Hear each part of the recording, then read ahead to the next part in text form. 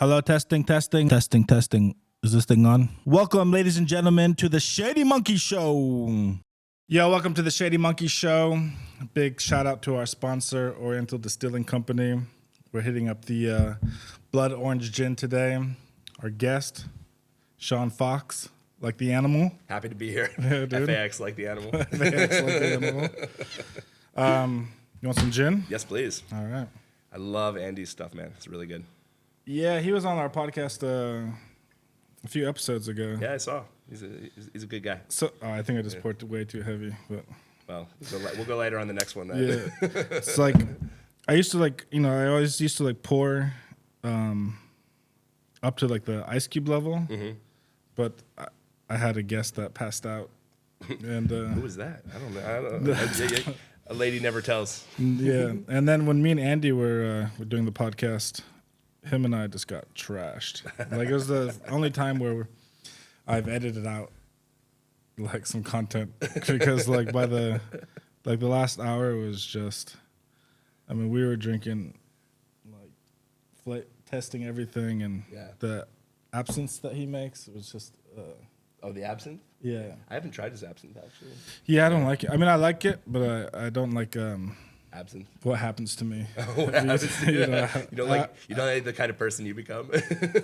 Yeah, just super drunk. I mean, I'm okay. Like it doesn't, like tequila will change my mood, Yeah. you know. But this just makes me super drunk. Yeah. You know. So well, cheers, dude. I've had my shares on absinthe as well. Yeah.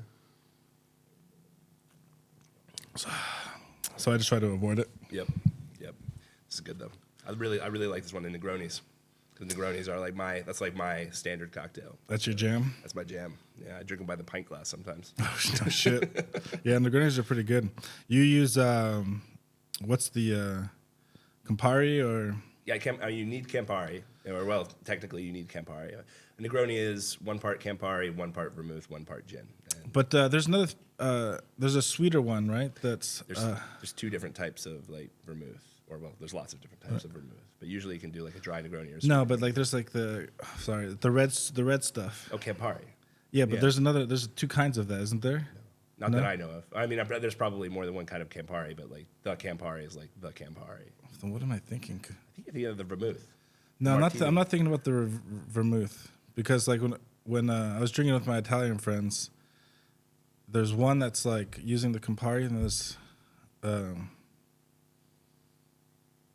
Well, you can make like a Negroni type drink with any digestive. Like Campari is, I think it's a digestive or an aperitif or like something like that. So you could do it with you could make the same drink with Aperol. That's what I was thinking. Yeah, Aperol. but that won't be a Negroni. That would just be like a different thing. Okay. Right? Yeah, it would just be a different cocktail. It's like a Negroni twist, basically. Because they were calling it still Negroni, but using Aperol. Italians could do whatever they want, man. They make the best stuff in the world. They can do whatever they want. But those are totally 2 different kinds of alcohol, Campari and Aperol. Yeah, well, I mean, I think they're like the same family, or the same family of like alcohol, but not the same company. Like Italy has all of those like different digestives like all throughout the country. Like every region has their own ones. Just the most famous ones are like Campari, Aperol, like Amaro, Montenegro, and like those those different things. So.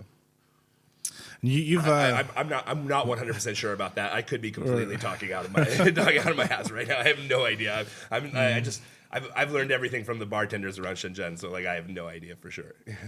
Yeah, so you've been in the F&B bar business for a long time, right? Not long actually, only about 5 years. So 5 years is still.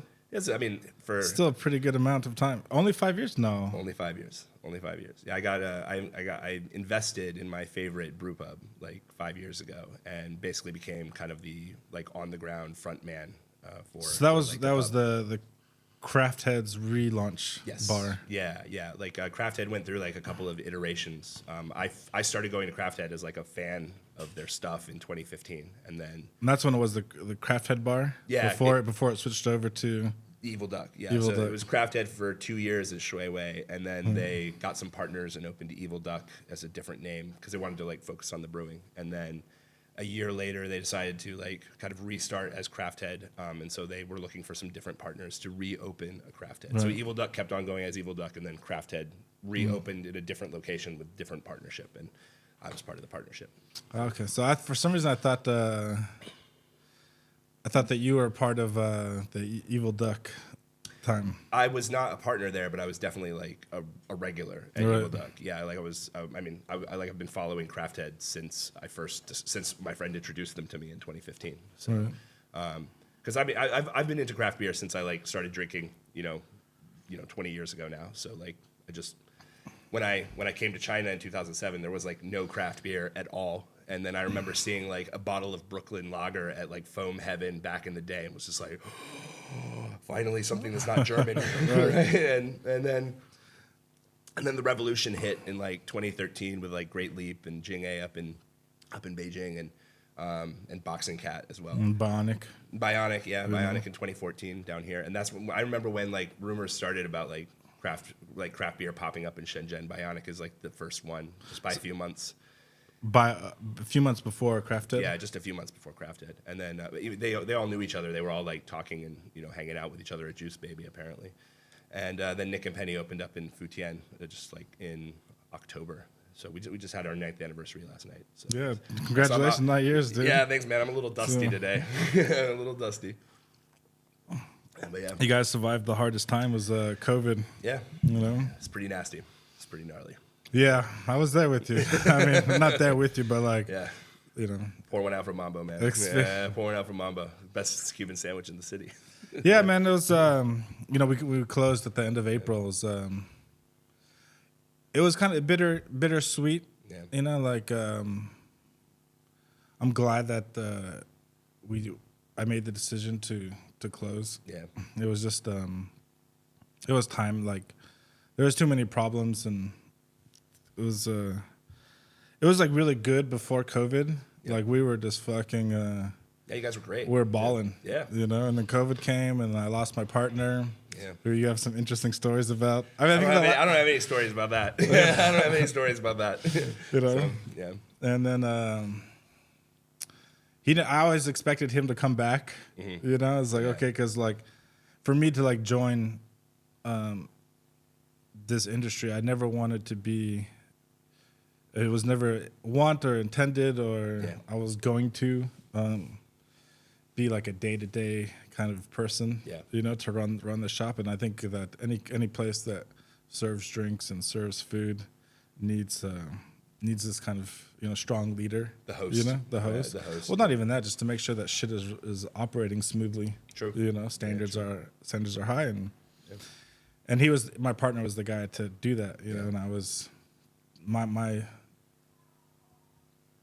I guess role and responsibility was just making events, doing promotion, doing branding, all the exterior stuff that takes place outside of the bar. Yeah. So I mean, that's basically what I did at Craft Head, or what I'm doing at Craft Head, or what I have been doing at Craft Head. But yeah, man, Mambo was hot. Like, it was a good spot, and you had great location. The food was epic, and you guys had a lot of like really great parties. So, sad. Shui Wei just became really rough during COVID. It was like the worst. Like it was the worst place to have a bar. Yeah. It's like Evil Duck. Yeah, like all just done. Yeah. Yeah, like the worst part is like, okay, so Shui Wei was always like the first place to close in the city, and the last place to open. And like you'd be like literally like right behind Mambo, you could hear the people at Brass, and they're open, and everything's normal. The whole city's normal. Coco Park's raging, and Shui Wei's like closed. It was just like, you gotta be fucking like kidding me. It's insane. It was insane. I mean, like we all had our own, like struggles in different neighborhoods. Sure. Like mine was like, Xinzhou got it really bad last year. Like we 2020, 2021 were like, it was actually okay. Like we made pretty good money those years. But then 2022, man, like the city just like cracked down. There were a few cases that came out of that area. There's a lot of migrant workers there, like the Kuwaiti drivers and the Waimai drivers. A lot of them live there. So there's a lot of like cases moving in and out of that area. And they just kept on this like rolling lockdowns all through 2022. They just like constantly like, you're closed, you can do delivery, you can't do delivery. And then they walled us off because our building was like on a street corner. Even though the building is totally separate from the rest of the village, they shut us down because like somebody inside that village had like a case or whatever. And I still remember like standing on my terrace and just like watching the quarantine buses roll up, and I'm just like watching them put up the red wall. Yeah, watching them put up the red wall, and I'm just like again, like just again, like when is this gonna be done? So yeah, but it was rough, man. I was sorry to see Mambo go. So you guys had a good spot. So. Yeah, it was a great location. You know, like I'd never stopped like believing in it. It just always felt like it lacked a proper leader. Yeah. You know, to run the business. It's also really hard to find those people in Shenzhen. Yeah. You know, like, 'cause especially like once all the foreigners who could do it, who might want to do it, left. You know, it's really hard to find like a Chinese person, like a local person who has like the career intention and motivation and ability all at the same time.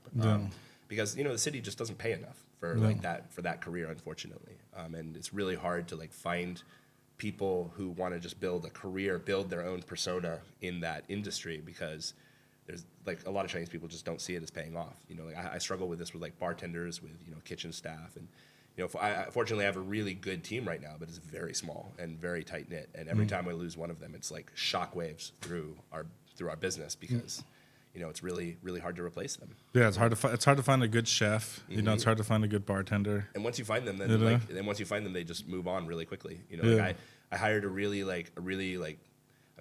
talented chef last year, and he was like, I wanted to like really turn around our menu, turn it into like something really special. And like a few months later, somebody called him with his dream job, and he was just like, "Sorry, I'm out of here next week." And we were like, "What?" Like we like invested like a whole bunch of money in you. Like we were so angry. But them's the breaks in the industry, man. That's how it works. I mean, and then also too, like, it's so like salary driven and how much money they make. Like I've seen it where like a shop across the street, pays them $100. Yeah. Quite more. Yeah. They're gone. They're poached. Yeah, they're poached. Yeah, it's over. It's ridiculous. So. Yeah, I mean, like, and then the key is like, pay them as much as you possibly can, but like as much as you possibly can just isn't really that much. Like it's just because the city just doesn't. Nobody wants to spend 200 RMB on a glass of beer, right? Like, and I don't blame them. I don't want to spend 200 RMB on a glass of beer, but it is what it is. It's a tough industry, man. Like I knew it was hard, like when I started getting into it, but it's like. Why everything that's worth doing is hard. Right? Like, and it's fun. It's really fun. I love it. It's my favorite job I've ever had. Yeah, like I definitely, man, like it was like my favorite thing to do is like I didn't want to go to any other place. Just wanted to go to Mambo and hang out, see my friends. And, and pre-COVID was just, like we were always packed.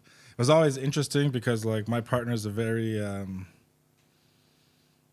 I don't know, interesting fellow. So like I stepped into like this business where we had like street warfare with like other bars and just all kinds of. Yeah, he had a rep. He had a rep. He had a rep. Everything I know is like hearsay. I don't think I've ever like shaken hands with him at all. I don't think I've ever even met him. But I've only heard rumors from other people. Because I'm tight with a lot of the people in Shuiwei, so like, I know I've heard a lot of stuff. And like I didn't like before I joined the business. I knew nothing about, all these rumors. Yeah. And like a lot of them, I still don't believe. Yeah. Just it's all rumors, man. It's all rumors. Yeah, it's all rumors. Until you see the receipts, right? It's all rumors. Yeah. Until you know, like, or you were there, you witnessed it. You know. For sure. Like I witnessed enough, but there's some things that like, it didn't seem like his character. Like definitely like fighting. Like fist fighting was like in his character, and he did a lot of those and stuff like that. And it was a the guys that he was fist fighting with also had their own reps. That's one thing that everybody should always remember about that stuff. Like it takes two to tango. But it was kind of. I mean, like looking back, it's like during that time it was very stressful. But like when like we were like across the street from like Trafalgar, it was like. Oh fuck! They're looking, it's like really like two gangs, eyeballing each other, talking shit. It sucks though, like when that's happening though, because you like really you just want to kind of like When I came into it, I knew like all the bad blood over in Shuiwei and everything, and I spent a lot of like time and energy like going out and trying to make sure that we didn't have that reputation of being like, you know, you're across the street from us and you're stealing our business. You know, like, I never wanted to like let anybody think that I have that attitude, and so I've been really like, I actually deliberately go to other bars just because I want to like make sure that they know that we're tight, we're friends, and like I send shots to other bars and stuff like that sometimes. It's just like I feel like it's better if we all hang out together, if we all know each other and like we can shake hands and be like, hey, I've got a problem, do you have a problem? You know, like it's better that way. Yeah, and you've always like too, like you've hosted different like Monday brunches for people in the industry. I've tried to do some industry stuff. A lot of people try that stuff, and like I try to make sure everybody knows that, like, you know, you come into Craft Head, your first drink's on me if I know you're a boss, and you know, stuff like that. You know, it's just really like, I think it's important for everybody to do that. You know, like I've been treated really well by the people in this industry in this city, and I've learned a lot from them. Like Ross at Life on Mars is like one of my like he's leaving. mentors. Dude, he's awesome. Well, he's gone now. He's gone. He already left? Yeah, he left a couple days ago. And then Thomas, like from Keg Room, and who used to work at Thomas X-Rand. He was like one of the bosses at Keg Room. Yeah, is he still around or is he gone? He's up in Guangzhou now. He's working for Stiller, there's like he's working for the Garden Hotel as like he's managing 2 of the restaurants there. And they're both awesome. Like he's such a cool guy. He's taught me so much. And like I said, you know, I think I've benefited a lot because I came into this industry with like no knowledge at all. Like I couldn't even cook. I still barely can. You know, like, and these guys have like, all these people have taught me so much. You know, so it's really nice to like have that neighborly relationship with, you know, people in the industry. It's like, why be adversarial about it? You know, like even the other night, my biggest event is quiz night on Thursday, and I was like, I went to a competing event at Cafe Society on Thursday, not to like, you know, sure, I want to see what's going on and see what they're doing, but like, you know, it's cool, right? Like I'm not worried if they have some of my customers there or if I'm losing customers. It doesn't matter, man. We all benefit from like this like churn, you know, like going to different places. I like my bar better than every other bar, but I also like to go to different places. You know, like it doesn't make any sense. So it doesn't make any sense to be adversarial about it, in my opinion. So, but yeah, those days were dark. Those days were dark. Yeah, that was definitely interesting. Yeah, I'm glad they're over now, though. It was really cool. Like I was knocking around Shuiwei the other night, just like, you know, hanging out at Brass, hanging out at Cafe Society, and with Milan and Mankeet. Like it was just a blast. It's nice to be able to do that now. Yes, and I was sad actually, like when I didn't expect Keg Room to close. I thought they were going to, you know, because it looked like a strong team. And it was a strong team. Yeah. And, but, you know, they shut the doors. I was surprised that, like, Drip Lab shut the doors because they had a huge following. They're still around. They're still around. They just have, like, a different iteration, you know. Like, yeah, the Lohu one, the private or the whatever. Yeah, but I mean, like, I don't want to talk too much about their business, but like they're still around and they're still doing stuff. You know, like Milan is like kind of the front man of that group, and he's running parties and festivals. Like, he's also doing like they're doing Viva Favela. Yeah, you know. Yeah. I mean, Favela has changed out to Barones, back to Barones again. And, now it's like when I see on the posters, it was like there's a big sign that says Barones. I'm not sure if it's Favela or Barones now, but it's the same place with the same people. You know, like, same place with the same people. It's good stuff, man. Like they throw a good party, man. Yeah, they're good. They're good at what they do. They are really good at what they do, and really nice people too. It's really hard in that, like, especially in the nightclub industry, to find people that are that nice. You know, like they're just so hospitable and lovely, and they just treat all their customers really well. You know, like, just great people. But yeah, it's like it's nice now, you know, like as I think actually COVID really like brought us all together a little bit, because like, you know, we had a common struggle. Yeah, we were all struggling, and like we all knew that occasionally we just needed to like get drunk together and like forget our troubles. Right. Want some more? Yes, please. This blood orange is nice. Yeah, really it's good. Like it. So where are you from in the States? I was a Navy brat, so I kind of grew up all over. I was born in Idaho. Then I grew up in California, and my parents are from the Midwest. My dad's from South Dakota. My mom also moved around a lot when she was a kid. So you were in San Diego? I lived in San Diego for a few years when I was young. Because that's the Navy base down there? Yeah. And then my dad went to the postgraduate school at Monterey. So we moved to Monterey, and then we were there for a few years, and then we moved out to Virginia, and we settled in Virginia Beach. And like my dad just kind of worked around the military bases out there. My dad was a career in the military. He did 22 years, and then he Retired out of the military. Yeah, retired out of the military, and then he went and worked for some contractors for a little while. Now and then he moved to DC, and he was working in DC for a while. And now they live out west in Washington State. But they're not from there. I don't really have a home. I've lived in Shenzhen longer than I've lived anywhere else. Right. So 16 years. And 16 years. Yeah, 16 years. Shit. Last June, 16 years. So that's some time. yeah.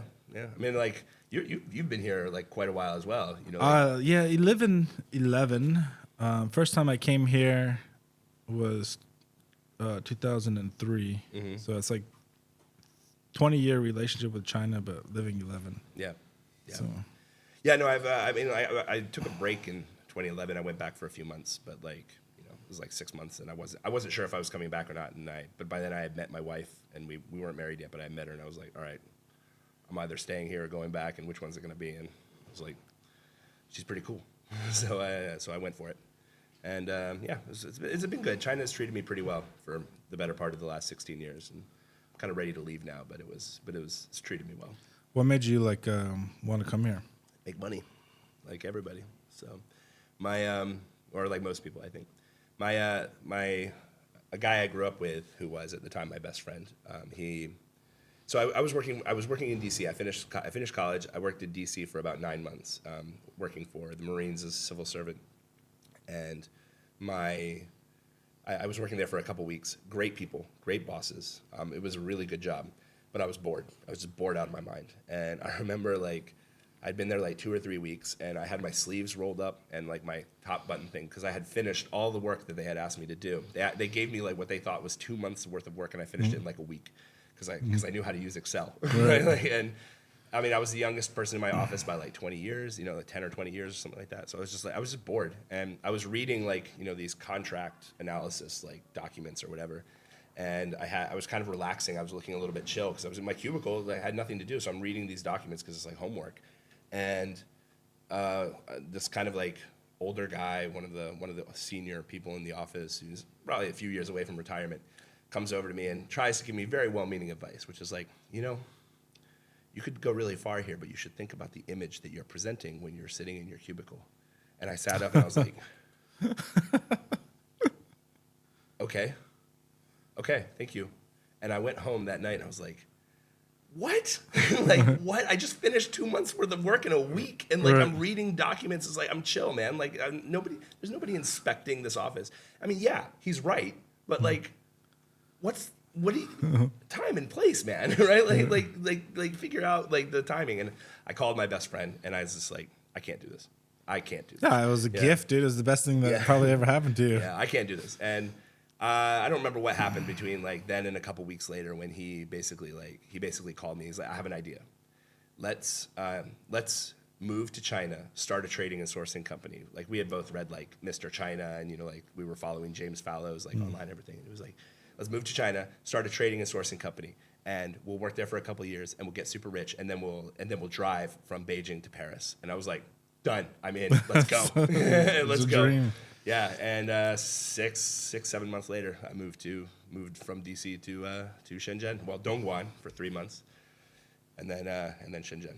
So, but yeah, it was. And I came here to do that, and we were working together, and things didn't go very very smoothly. We came right after the housing crisis, and right before the financial crisis.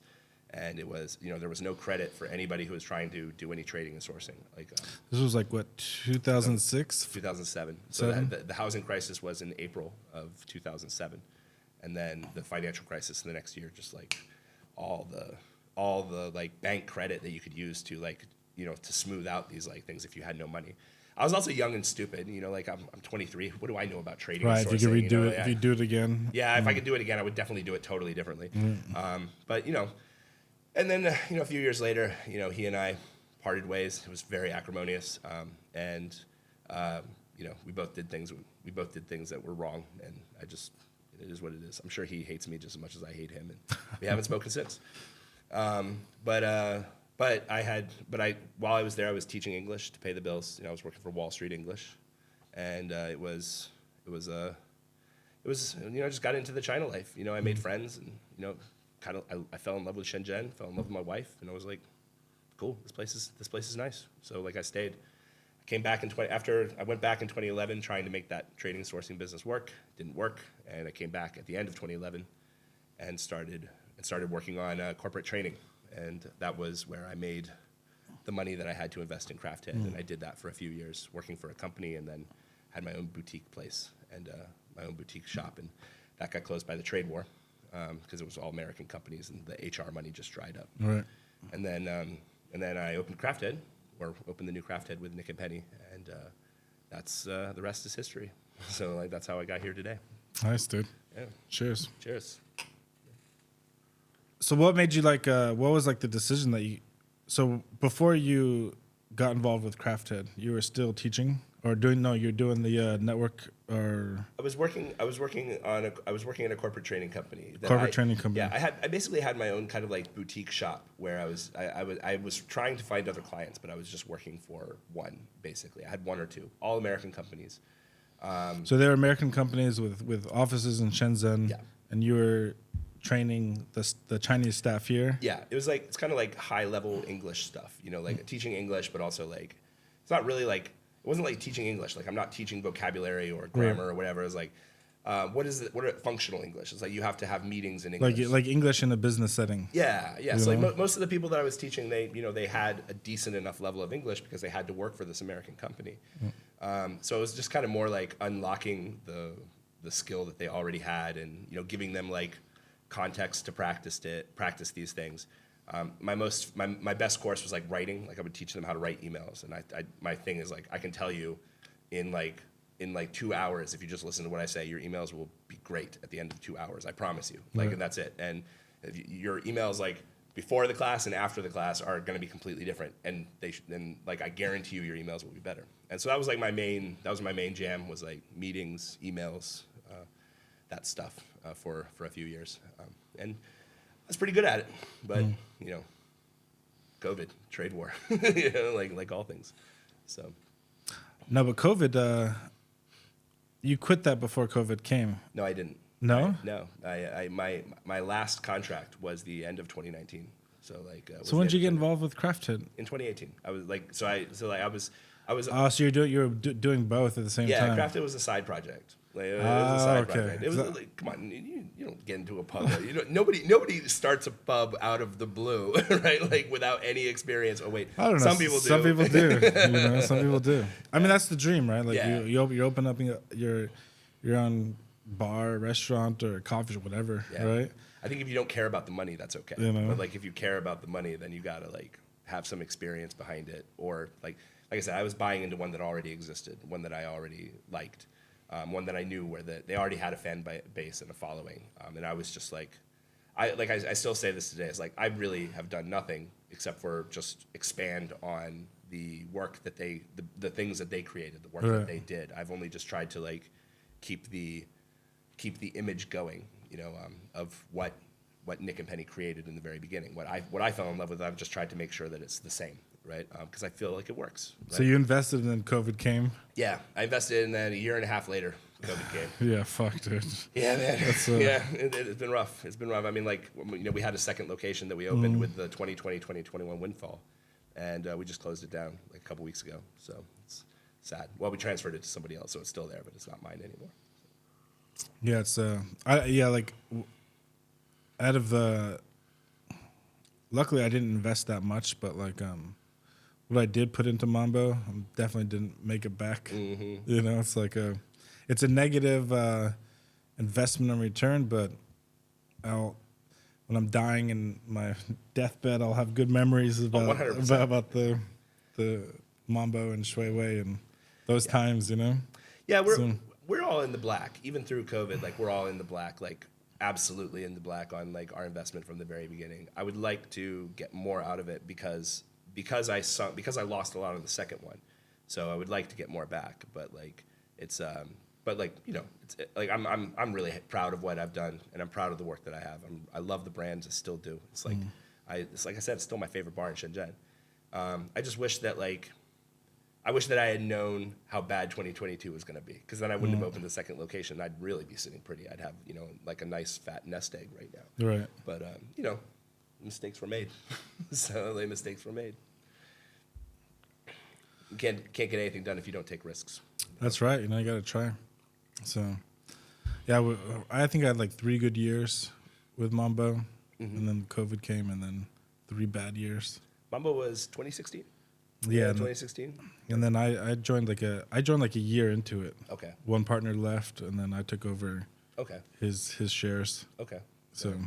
Yeah, I wasn't like 100% sure about the history of like the brand, because before I was involved in Craft Head, before 2018, I wasn't friends with any of the bosses except for Nick and Penny. I only went to like a few different bars. I never paid attention to the gossip or stuff like that, because it just didn't matter. I try not to like stick my nose where it doesn't belong, and just like, I went to Trafalgar a few times, went to Mambo a few times, and Craft Head was where I like Craft Head and Evil Duck. That was where I did, and then when I got involved in 2018, that was when I started like paying attention and starting to get to know people and stuff like that. But before then, everybody's like, you must know this guy, you must know this. Like now, people are like, you must know this guy, you must know this guy. I'm like, actually, I don't know anybody. I don't know anybody. The people I know, they've come and found me. I don't really know anybody. Yeah, honestly, I don't. I'm very like I'm kind of like an antisocial person. Like when I go to a bar, if I'm not with friends or I know anybody, I just kind of sit in the corner. I'm gonna call you out on that a little bit. You hosted like massive parties back in the day, like famous parties, like. But that doesn't. Legendary parties. But so let me push that back to you, because like, I made these parties, but I was never like the front man. Mm-hmm. Like I always had like a great MC and a great DJ. You were just chilling. I was like like I organized everything and I created the brand, but when the actual party would happen, like I was kind of like in the back, just in the VIP. Not even there, just making sure like I had Skiz and I had Mafia, who were kind of like the face of the events. And I was just like, okay, make sure the tickets are good, make sure the drinks are good, make sure the sound guys are good, right? Make sure security's good. Yeah. So it was like I was never social at my events, and usually when people try to come talk to me, I was always just like a big dick. Like, I don't have time. Like, I'll talk to you later. Something I have to go fucking deal with, and I don't need to hear your fucking small talk bullshit. It's just like, so like people always like, you used to think I was like rude, because it was just like, it's not about that. Like these 3 hours or 4 hours are fucking stressful. Yeah. Because you got shit to do. Because while Skiz and Mafia are fucking slaying it, somebody has to make sure that, everything else is fucking... Make sure the wheels keep turning. Smooth, So it's just like, I was never social at my events. Back again, I'm a very antisocial guy. Yeah. Those guys are very social, butterfly people, the partners. But for me, it was just like... And I got into parties by mistake. It wasn't like... I never drank much. I never, went to parties in the U.S. I was a very... very homebody, played my fucking video games or board game nights, or and then when I came to Shenzhen, then I started meeting met David and Brandon and Sebastian, and who were doing like the. I don't know any of these people, by the way. Just so I don't know any. Just so when I'm nodding and smiling, these are the guys. Like David was doing like the White Cap parties. Oh yeah, I don't know if you remember those. I remember those back in the day. Yeah. So I never went to them, but I remember them. And then Sebastian, he was doing the Real Deal parties. Mm-hmm. Yeah, I remember those too. Yeah. So it was just like I started hanging out with those guys, and I just wanted to hear hip hop music, and none of those guys liked hip hop. So they're like, I was trying to convince them, like, you guys should throw a hip hop party, right? Yeah. There's electronic music, there's drum and bass, there's all this techno music, whatever. There's psych trance, but nobody's doing hip hop, and they were like, they weren't into it. They're like, music sucks, and blah blah blah. I was like, but if you want to throw a party, you can use our equipment. So fuck it, okay, go for it. Yeah. So.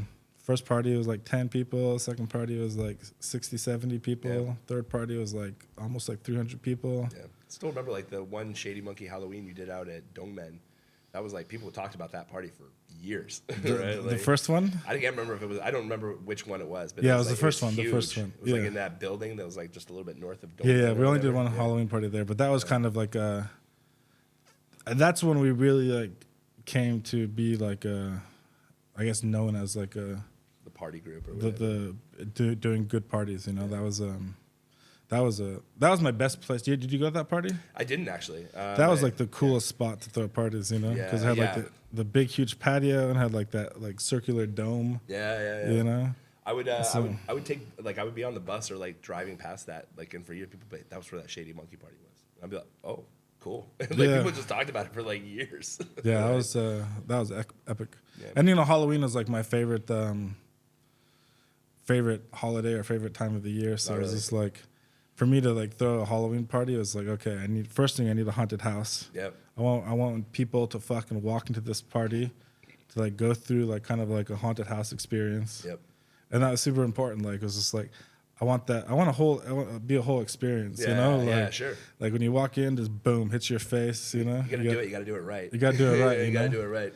And for like 3 years, man, like, you know, people are like would tell me like other party organizers like, man, like we're afraid to throw parties on your Halloween night because we know like everybody's fucking going to the Shady Monkey Halloween Yeah. party. Yeah. No, I mean like I don't do Halloween because like my birthday is like a couple days before Halloween, so I never really got into Halloween ever. I still party sometimes, but I'm not like I prefer to do my birthday, and usually I'm too knocked out by the time Halloween comes around to want to do that.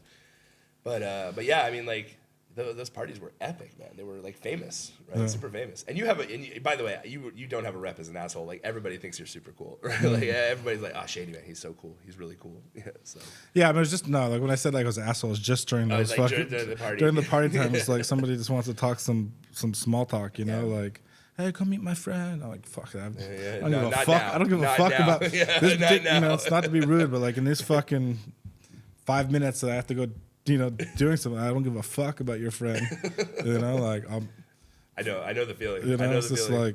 like our last Halloween party was like, I mean, we'd have, you know, you'd have cops come and you'd have to deal with shit, Yeah, right? sure. You know, there's so many times where I fucking throwing drunk people out or just whatever, right? Yeah. Mm-hmm. It's also a lot harder to do that stuff now. Like it's a lot harder to throw parties these days than it. Yeah, I don't think like during that time, like I don't think you could do it like we did it back. You know, one, it was a more free Yeah. environment, Yeah. you know, and now it's much more restricted and So much more. restricted. Even after COVID, it's still really hard. Yeah. It's still really hard. I mean, I've thought about it a few times. Like we did a festival in 2021 because we got invited, or Craft Head got invited to 8x8 in Beijing, and like Nick and Petty and I were just like, this is awesome, right? Like this is awesome. And so we were, we basically like talked to the guys and we're like, hey, can we just copy your idea down in Shenzhen? And we went for it. Like we did this thing called Brews at the Beach, where we like did this like free flow festival where you buy a ticket for a session, you get free flow during the session, and then it's on the beach. It's beautiful. And we did it at Aloha in Dapeng. yeah, I like Aloha. Yeah, it's a nice spot. And man, it was intense. Like, but it was so hard to find a venue. It was so hard to negotiate rent and negotiate all that stuff. It was just like exhausting. And then once you finally get everything organized, and you got to do the buses, and you got to get the people out there and get the people back, and then people kept on asking us to do it again, and I'm like, I want to do it again, but where? Yeah, Right? that's the issue, you know? Where again? Because I'm not gonna go back to Aloha. It was just the logistics were too hard. But it was Aloha was, in the end, they treated us really well, but we had a lot of problems with just the logistics and the organization. Well, even fucking last year, at the Bionic Beer Festival in Nantou. Dude, that was ridiculous. You know, it's that was absolutely ridiculous. 9:30, and they're making them turn off the music on Yeah. a Saturday evening. Yeah, I mean, You know, it's I know. and that this is it's something that's planned. You're working with the people who own the whole community. not just that, but Bionic is that they have their location there, and Right. I'm pretty sure one of the reasons they're in that location is so they could use that space for their festival. Well, that was kind of the deal Yeah. when they moved in. It was because Yeah. I remember when Joe was thinking about Nantou, and then because I used to have a little podcast studio Yep. in Nantou, and he was like, yeah, they're gonna I got the spot, plus they're gonna let me do the beer festival right here in this courtyard. Yeah. And for me, I love that venue for the beer festival. I thought it was okay. Like I never liked it as much as like Joe and everybody else did, but it's a good spot. I didn't like the Lohu one. No, I didn't like Halo. Halo was horrible. I didn't like the Futien one. So what? You mean the one at One Abbott or like right across the street from the convention center? Joya, like a Joya, like the one with the diamond buildings, right? Like the one. Yeah. That one. They did a good job with that space that they had, but it's just like it's not enough. I don't know. I would like the Bionic Festival to be a little smaller, right? I know they want it big so they can like get more in there and everything, but I would like it to be a little smaller because I think it like. I don't know. I like the kind of more tight knit like festivals and everything. I think it's more fun. But they have a different goal, and that's cool. Yeah, for me, like I think that venue is like good because you have like the upstairs, you can have your food, and you have all those benches to sit down. And they set it up really well. You got the kind of like the trees in the park as your background, and then you have that little pagoda. I don't know, not a pagoda, but that. Like the gazebo thing, gazebo, whatever, where people can chill and relax, and then the DJ is kind of like on the stage. Yeah. I don't know. For me, it was like a perfect spot, but just again, like ruined by the fact that those security guards were ridiculous, man. Like they were ridiculous. Like we were all furious about it. Like because it's like you buy the ticket. Right, I mean Bionic, like Bionic, but everybody blames Bionic because they're like, oh man, how poorly organized is this? No, it's like the community treated them terribly, right? Like that whole like the local government there was horrible to them, and like when I say government, I'm not sure if it was like the government or if it was like the company or the organization or whatever. Right. They treated them horribly, like with that, it's like blocked off. People go to pee and they can't come back in, right? Like just ridiculous. But this year, their spot that they have is really nice. It's a good like. It's inside of a shopping mall. No, it's like in a plaza of a shopping mall. So like. But with the ceiling, because I saw some pictures. I don't know. I was looking at their post, and I was like, I was surprised that it wasn't at the Nanto. It's kind of indoor outdoor. Were you surprised it wasn't at Nanto after what happened? I wasn't surprised. Well, I don't know. Maybe they worked. Nanto. I mean, the fact that it's right there next to their shop. Maybe they worked it out. But those people didn't want them there. Like that was clear. They didn't want them there. So, but no, the spot that they have, it's near where the coffee festival, like that big like plaza or whatever. In Nanshan or no, over in Futien, in central Futien. But it's not there, but it's like kind of adjacent to that, and it's like it's a pretty nice venue. I think they're gonna do really well. There was a beer festival there a couple weeks ago with a different organization. That one was beautiful. Like the pics coming out of it are looking pretty good. So, and I've talked to a few brewers who have gone to like check it out ahead of time, and they're like, yeah, it looks really good. So people are optimistic. You guys are gonna be there? Craft Day will be there. I won't be there. I'm gonna be home. I did 8x8 last weekend, and then I've been in Shenzhen for like our anniversary and everything. And I'm like, I want to go home, and I don't want to come back for 2 weeks. Well, that's like the week after first weekend in November. Second weekend in November. Second weekend. Isn't the I can't even remember the dates off the top of my head. I don't know. It's the second weekend. Somebody told me it was the second weekend. Yeah, I'm bummed. These guys are usually there, but they're not going to be there this time. There's been so many festivals, right? There've been so many festivals this year. It's kind of actually like shocking. I don't really blame anybody for skipping a couple of them. There was a big festival at the end of August. Then there was another one like 2 weeks later. ET is going on right now out in Shanghai. That's this weekend. It's going on right now out in Shanghai, and then.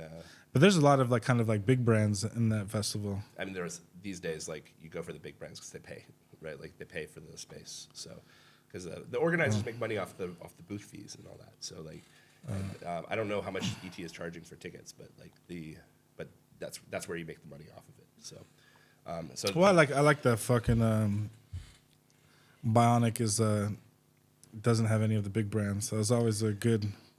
Joe's right. He's like, it has to be Chinese water. It has to be independent, right? Like that was what he said. Yeah, it's nice, and also it gives a platform for people who are smaller. Yeah. Otherwise you're just gonna go to every festival. It's gonna be the same 5 beers. Yeah. That you can get at every single bar. Yeah. So. Yeah, there's been some. I mean, there's been some bigger brands coming in like the last couple of years, like brands that maybe people haven't heard of, but that are actually like really huge. But yeah, but all of it I would say is like they're serious craft. It's like it's the real serious craft beer festival out in Shenzhen. The rest of them are mostly like the rest of them definitely have a mix of like who's coming and who's not. But Bionic is like the one for enthusiasts in Shenzhen, I would say, and it's definitely like the best party For the real craft beer lovers. I would say so. I mean, ET throws a party, but but Bionic is like they know how to do it, right? Like they ultimately have the best planning and the best organization, and like it's always going to be the best crowd there too. And the brewers usually bring out their best brews for Bionic because it's such a big deal down here. So it's gonna be a good time. It's gonna be a good time. I'm kind of sorry I'm not gonna be able to. No, you should change. You should come out. It's only 3 hour on the train. I don't know, man. I don't know. One day, one night. Goes the whole weekend. Because you're right. That's the problem, right? Is you can't just go for one night. You know, like you're gonna come down. You're gonna be drinking Friday. You're gonna be drinking Saturday. You're gonna be drinking Sunday. Yeah. Last year it was. Oh man, last year it was like. It was, I mean, in March, it wasn't even last year. It was March. It was like, it was. It was this year. Yeah, because remember they had COVID. Yes, so they pushed it back. COVID, so they pushed it indefinitely into the future, but they knew there was like it will definitely happen in the spring. We just don't know where or when and like whatever. And then when the reopening happened, Joe and Angie started like replanning again.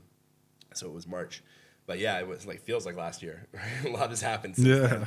But yeah, those days, man, I was just like. Running around, I was just exhausted by the end of it because I wasn't even working at my booth. I was like wearing craft head shirt, but I'm like hanging out with all the brewers and I'm talking to people and like telling people where to go and trying other people's beers and by the end I'm like especially like in your circle, right, where you guys are like the brewers and stuff like that. It's like, oh, like. Here you go. Here's a beer for you, and another beer for you. Yeah, well, it's like every booth you go to is like, here's a couple of beers. Sometimes, yeah. It's like, I mean, you guys are doing it for the same, right? For the bosses, right? Like, oh, here you go. You guys kind of like it's a black market beer economy amongst like I don't want to say economy, but like trading. It's like here you go. I don't know what you're talking about. Oh, come on. I don't know what you're talking about. I know like Andy would go out and like. You just go take a piss, and he comes back with like 5 cups of beer in his hand. He's like, I just walked by, and they're just handing this shit, Yeah. That's how it works. That's how it works. Andy always takes good care of me, too. Like, and he has a good product. And I like that he's like the only... Well, you guys had some gin. We still do. We still do. Our gin is really amazing. Yeah, it's really amazing. But his is he's got like lots of really cool flavors and stuff like that. I've never tried your guys' gin. I should have brought a bottle there, man. So I know you guys have a gin night happening tonight. Tomorrow. Oh, we're doing a gin workshop after brunch tomorrow. Oh, I thought that was tonight. No, it's tomorrow. Yeah, like our founder Nick is just like he's a great brewer. He's most famous for his ciders, right? Like, I love his dude. His ciders are the best in the world. The best I've ever had. I agree with you.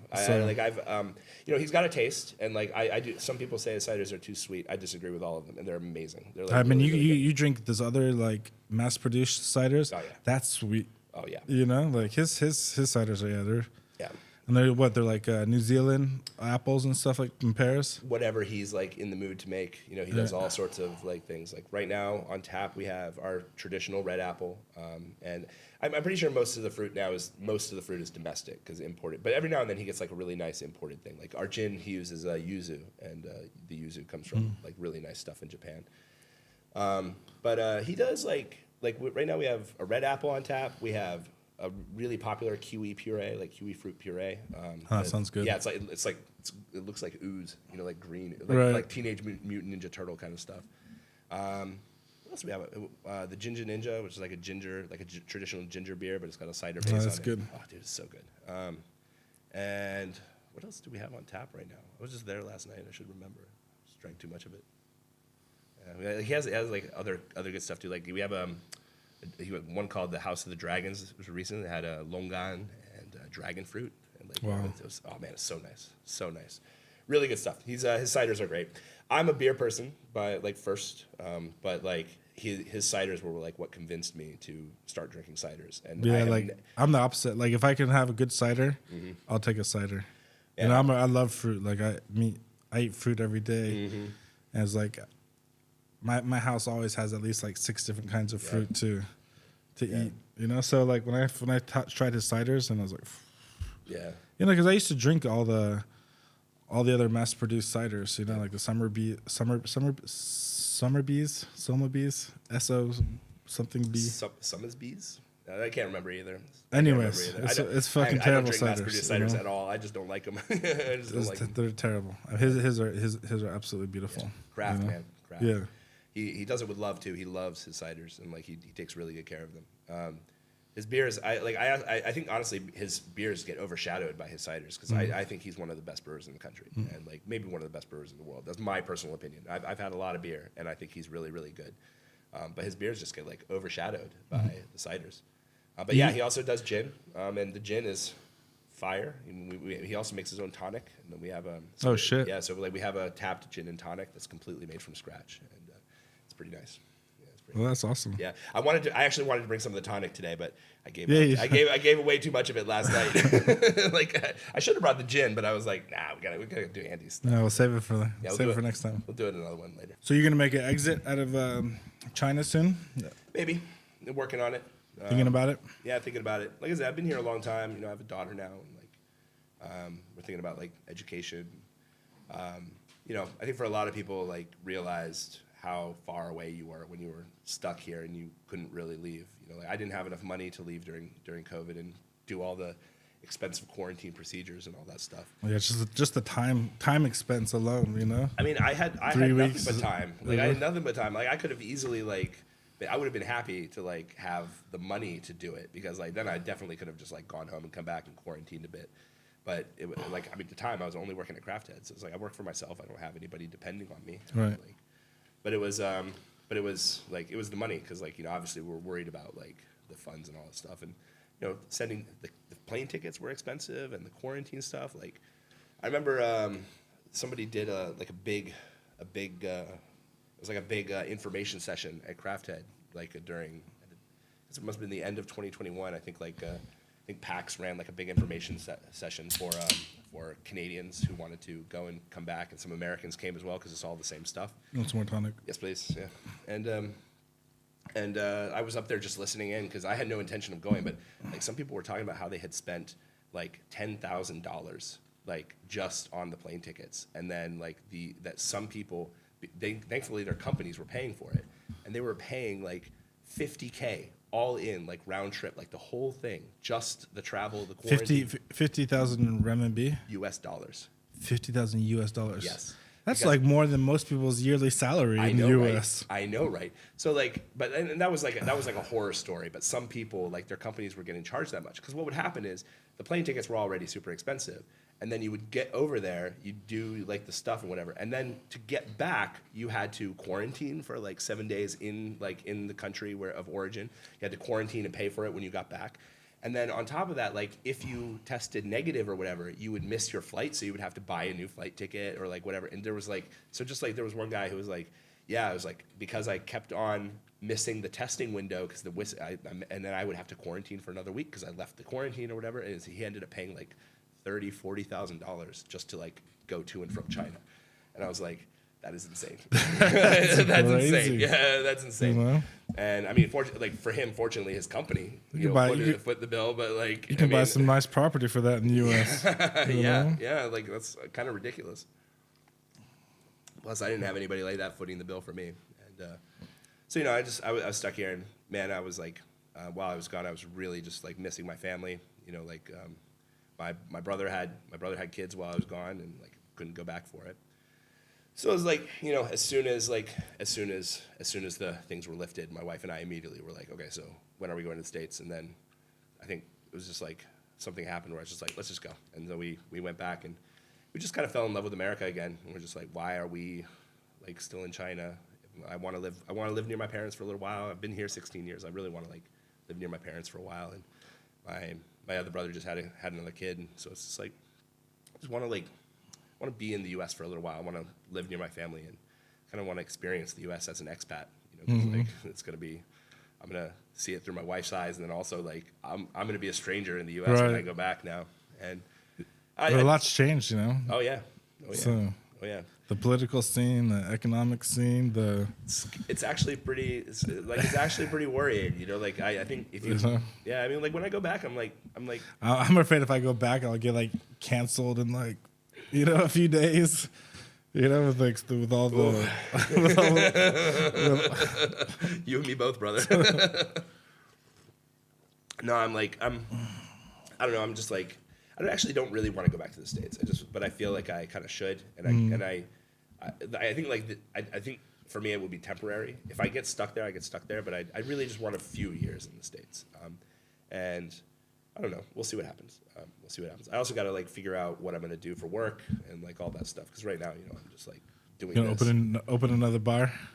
No, no, man. Opening with all the good experience that you've had. It's different. And also like Adam Gottschalk, like the guy, one of the partners at Kegram, is he wrote he wrote this like thing where he was giving like where he gives like people advice about opening bars and stuff, and he said something in this thing that he wrote where he gave me where I haven't got it out of my head. He's like, opening a bar in China is like safe, right? Like, because you don't really, the worst thing you have to worry about is like some fights, But in the U.S., it's like some guy can come in with like a gun and just be like, give me a free drink. Like they can just do that, right? And like, I don't want to open a bar where there are guns. Like I just don't want. I'm not afraid of guns. I'm not one of those guys who's like, gun violence is like the worst disaster in human history. I mean, yeah, it's bad, but it's not like But I don't want to open a bar in a place where I have to worry about like somebody shooting me, right? Like that is just crazy. I mean, I think like your analogy is like probably like the most calm version, where somebody asks for a free drink. Yeah. I mean, like I think I'd be more afraid of like, two drunk assholes fucking getting into a shooting each other, one shooting another. Like, man, what a nightmare! I'll give out free drinks all day. Yeah, what a nightmare. And there's also this too about like in the U.S. you have to drive and my dad once told me a long time ago, long before I was even thinking about having a bar. He's like, I wouldn't want to have a bar because some guy gets drunk, drives home, kills himself, or and the bartender of the bar is responsible. And I'm the one who served him the drink, right? And that's on my conscience, that's on my conscience. Well, also too, like legally, like isn't like the bar a little bit responsible for? Honestly, I'm not even sure. Like I would say shouldn't be, but at least morally you are, and there's I read a lot in the on the Reddit, like the bartender Reddit and stuff. They talk a lot about over serving and how do you know you're over serving and whatever. And I think it's really important to think about that stuff, but I wouldn't want that on my conscience, like somebody dying because I served them a drink, that would be that, or somebody dying because I served somebody a drink. I think that's just a shitty way to live, In the U.S., you just have a different set of variables there, and that's not to say that I would have to deal with that in the U.S. Man, all of this stuff is I think audience and curating your garden. I really think Craft Head is a good culture. I don't really have to worry about people misbehaving at Craft Head. Right. We've never had a fight at Craft Head, anything like that. And I think a lot of it is just as the manager, you're gardening, your clients. You pick and choose the people that you want to stay and the people you want to leave, and. You can do that in the U.S. too, obviously. I know a few successful bartenders in the U.S. and they do fine, right? But I'm not sure I know how to do it that way there. And it's also just it's a young man's game, man. Opening that stuff, being the front man. I'd much rather be like you, just in my spot, just I'm drinking here, but I'm not working. Right. That's much more fun. Much more fun. That's how. For me, that's what it was like going to Mambo. Yeah. Also too, living. I don't know what your situation is, but it's kind of the working visa situation is complicated here. Mm-hmm. Mm-hmm. So if you have a work visa for this kind of company, even though you may own this kind of company, right? Yeah.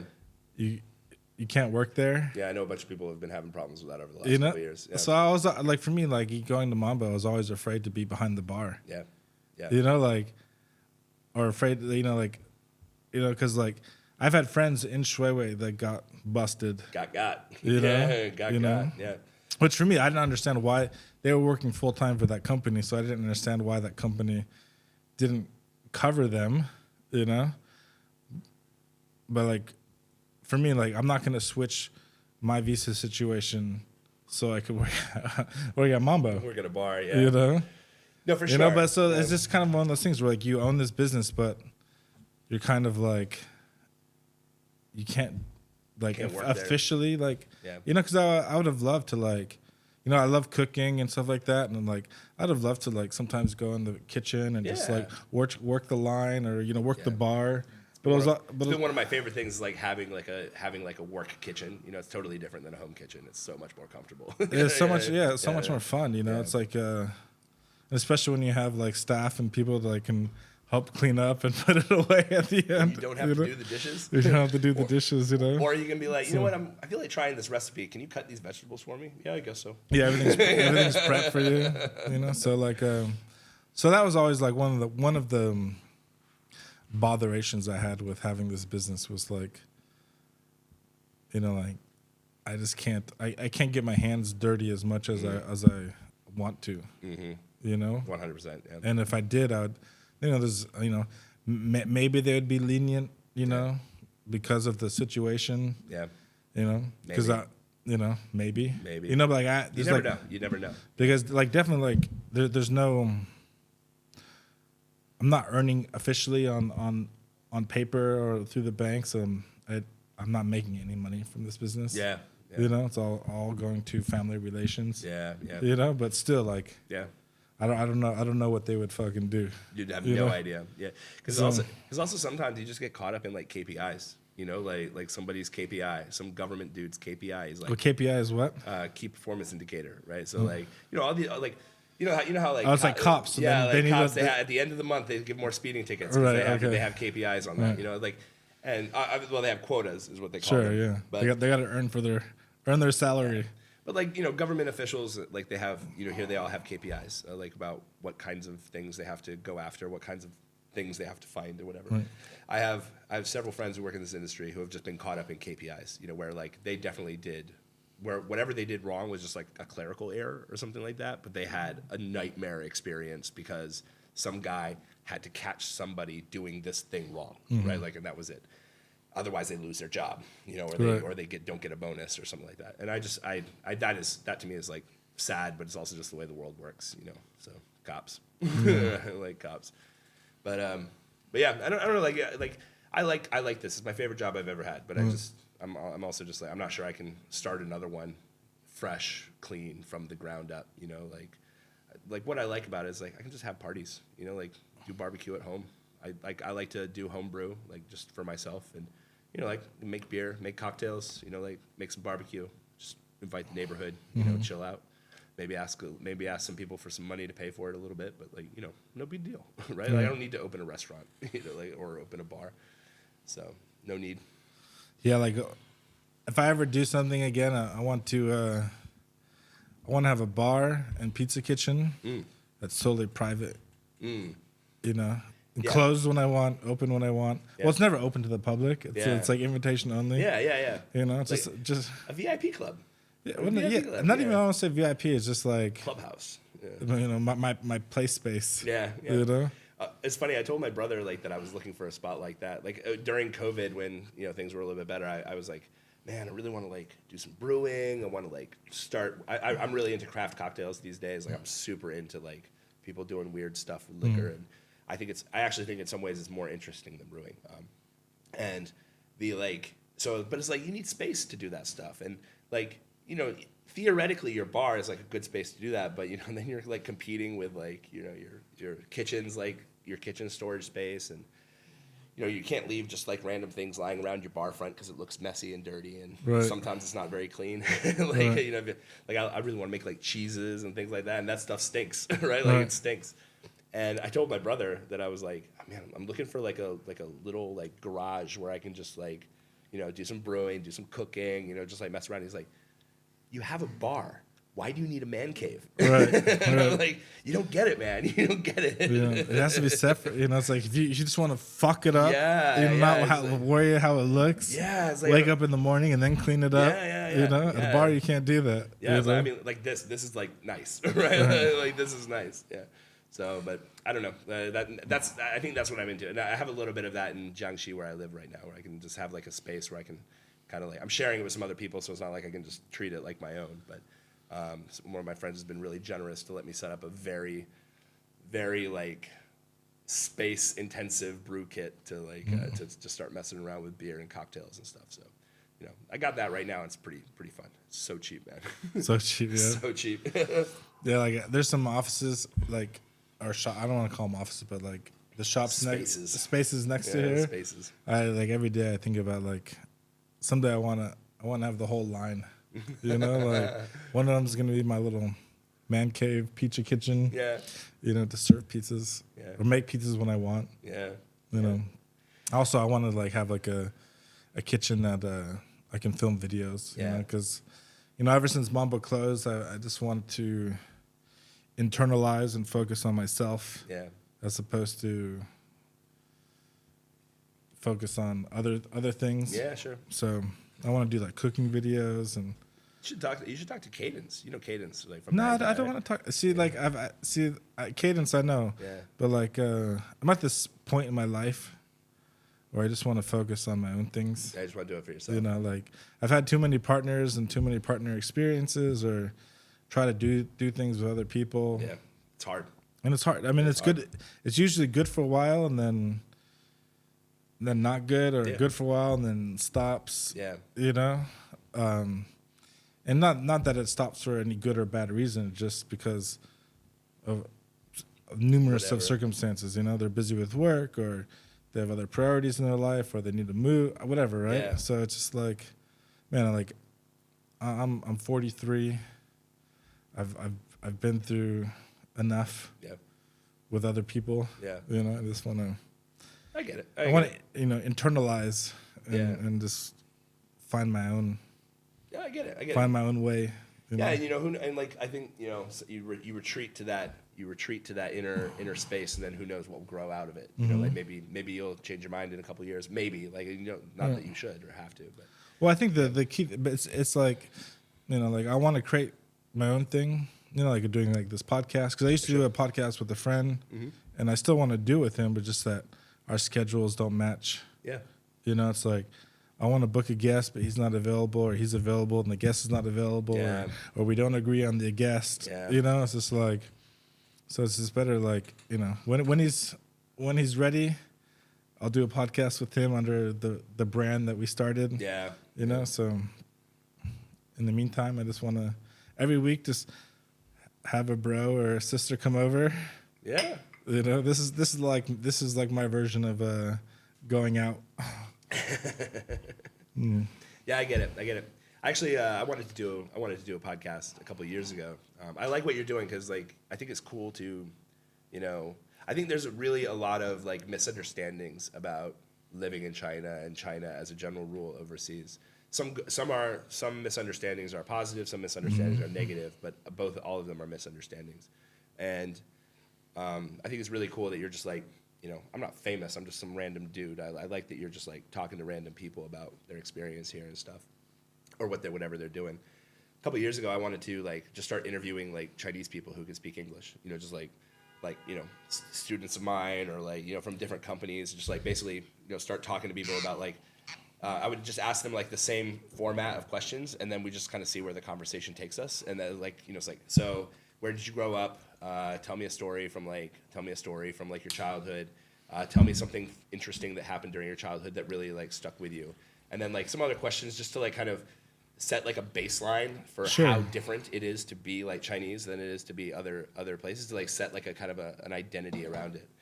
And then like it would just be random people. I'm not trying to interview like Jack Ma or or somebody like that, but it would just be like just give people a taste of like what normal life is like in another place, in another country. And I actually never did it because they started cracking down on internet celebrities, right? They started cracking down on like foreign internet celebrities back in 2016, and that was when I was thinking about. Oh, really? Yeah, a bunch of like. I don't know about this. Yeah, a bunch of foreign TikTokers and stuff like that got like banned and kicked out and like whatever. Kicked out of China. Yeah, banned and kicked out. Yeah, so I was like, as I was getting started. Yeah, right. I gotta be careful, fuck, dude. I think you're probably fine, because it's even.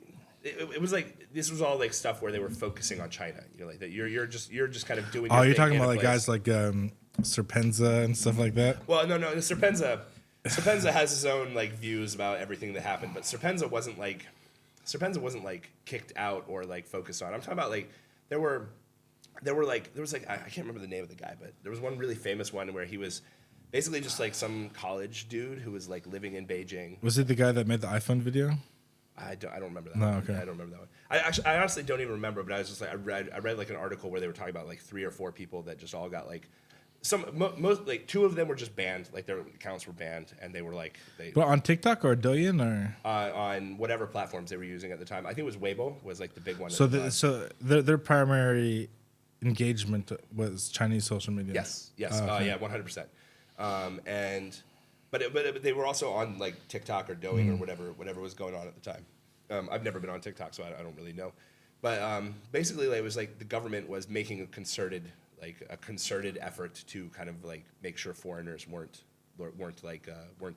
taking up space on the airwaves. And I was like, well, maybe I should put this plan on hold for a little while, and then I just never got around to doing it again. But I still think about it sometimes. You should. Yeah. I mean, for me, like,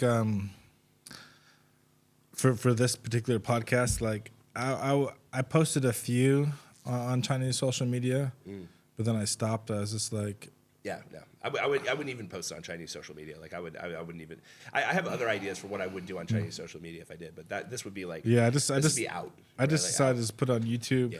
Yeah. Like, I don't have this on like Apple Podcasts, or I don't have it on Spotify. Yeah. I just put it on YouTube, and Yeah. I have like 66 followers on YouTube. I'm one of them. So I'm really? one of them. Yeah, man, of course. Of course. Yeah. And, you've interviewed a bunch of my friends, right? Like Liv, Andy, like I know Eric too. Like Eric, like I know The gamer. Yeah. The only one I didn't know, I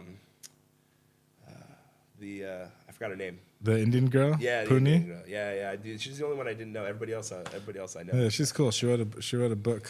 Yeah. Yeah, that's awesome. Yeah, everybody else is, I've met. Yeah, I'm sure. I mean, it's a small community, especially these days. So, especially these I mean, days. like, I think like the starting out, I think most of the people who I talk to are probably gonna know each other, but eventually I'm gonna run out of people that are close, and they just kind of find, like, I have this one girl I want to interview. I never met her before. She was a Chinese girl, but she speaks good English, and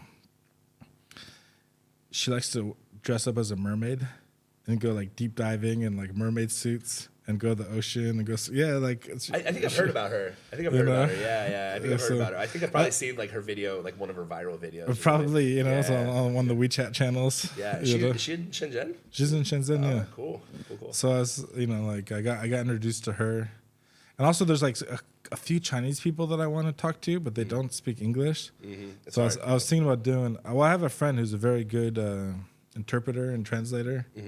So I was thinking about inviting her for the Chinese show and just having like a dual language, podcast where you can just sit down and she can just like, because I've seen her like, it was this like architecture event in Nantou, and she was kind of doing translation in both English and Chinese, and I was like, man, like I've never seen such a good translator before.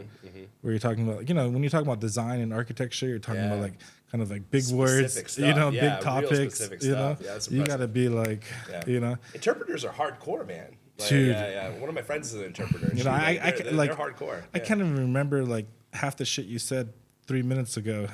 Like, and this girl is listening to this whole conversation, and then boom, just goes off, and then like switching a brain to a full new language and listening to that, and then going off in Chinese. It's like, holy shit. It's like my wife, man. I have an immense amount of respect for her, because like she, every time, like, she, when you have a Chinese partner, you always get like, they always get stuck with interpretation somehow or another at some they're point, always your translator. So like, if like my Chinese is like pretty good, but not like it's not as good as it should be after 16 years. Right? Mine is terrible. Mine is dog shit. Yeah. But like every now and then she still gets stuck like interpreting, and especially when family's around, like. Right. Well, also the families, like my Chinese family, like they don't speak Mandarin. It's like a whole different dialect. Yeah. Can I ask where your wife's from? Like, Hunan. Hunan. Yeah. So, yeah, my wife's from Jiangxi, so like the dialect there is totally different as well. Yeah, it's probably actually similar to what your wife's family speaks. Probably similar. Yeah. They call them Now Biao, like cousins, right? Hunan and Jiangxi. So, but yeah, it's like, so whenever my wife is like in interpreter mode, I'm just always just like wowed by her. I'm just like, wow, that's awesome. Like I have so much respect for you right now. Like this is really cool. It's really cool. You should get who's that? I forgot her name. She's like the tech Barbie. Naomi. Naomi. I thought I was trying to remember her name. I thought it might be Naomi. Dude, I would love to. I've always wanted. She's great. Yeah, she's cool. I don't have. Do you have her WeChat? I don't think so, but I have a feeling if you reached out to her, I have her boyfriend's WeChat. Really? Because she used to, her and her boyfriend used to come to my parties. Yeah. You should get her on, man. She's so cool. Like she great. Seems, she's really interesting. Yeah, like no, like when she used to come to Mambo too. Yeah. So like every time I've seen her and talked to her, it's always a.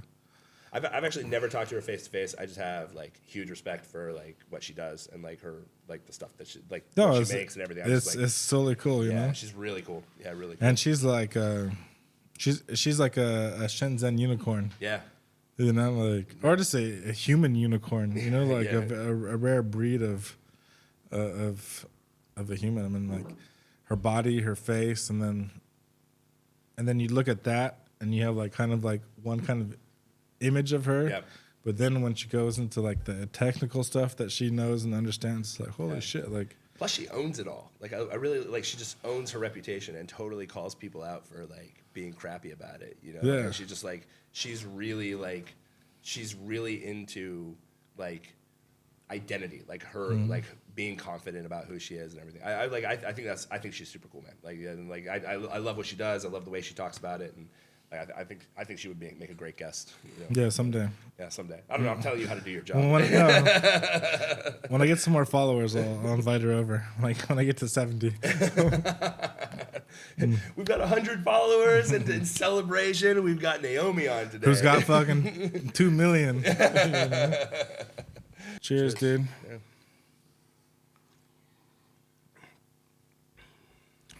So what about you?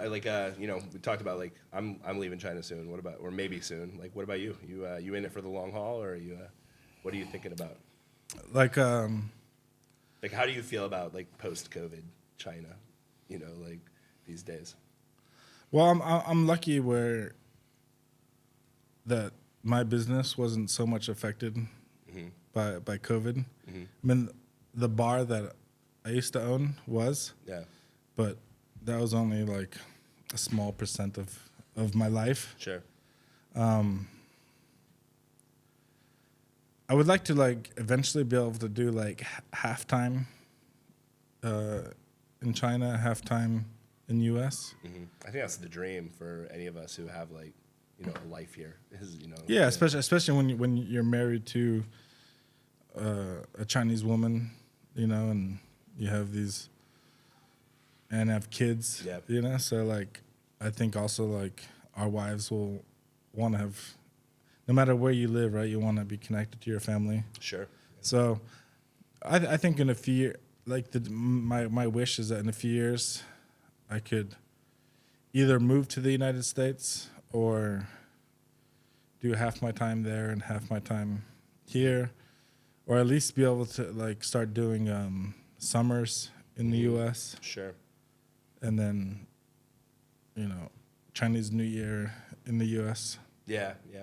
Yeah. Or Chinese New Year here, and like. Or the opposite, you know. Yeah, my goal, like now that I have a kid, is like Christmas, at least Christmas in the U.S., at least Chinese New Year in China, right? Like, but obviously, school and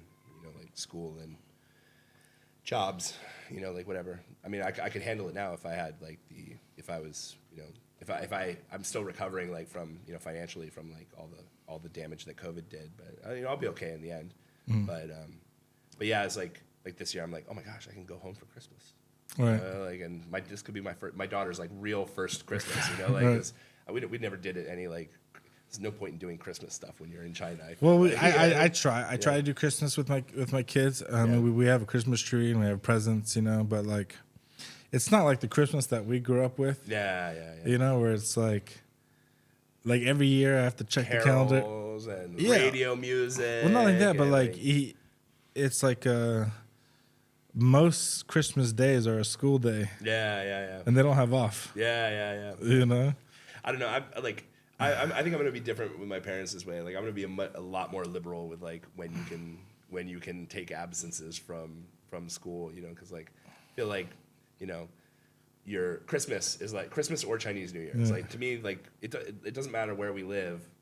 Those holidays are like super important, and like you gotta like spend time with the family around that time. You know, and you know, sure, like you have summers and you can travel and do a bit during summers, but I just like I don't know. I always like a lot of my friends whose family were like much like more relaxed about taking off of school turned out to be like a bit more well-rounded and you know, had other interests and stuff like that. I plan to kind of like be a little bit more liberal and like as long as my daughter's like getting good grades and stuff, it's just like you want to take the day off. Let's let's go see a movie, something like that. You know, I feel like that's the way the world should be. You know, like we shouldn't be. Schools are just kind of like teaching people to sit in offices, and like you don't need to sit in an office if you're getting your work done. You know, like it doesn't make sense to me.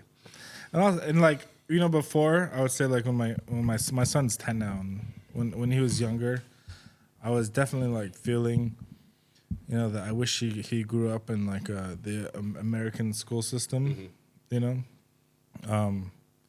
but like looking at the state of the U.S. and the kind of like weird politics and the weird,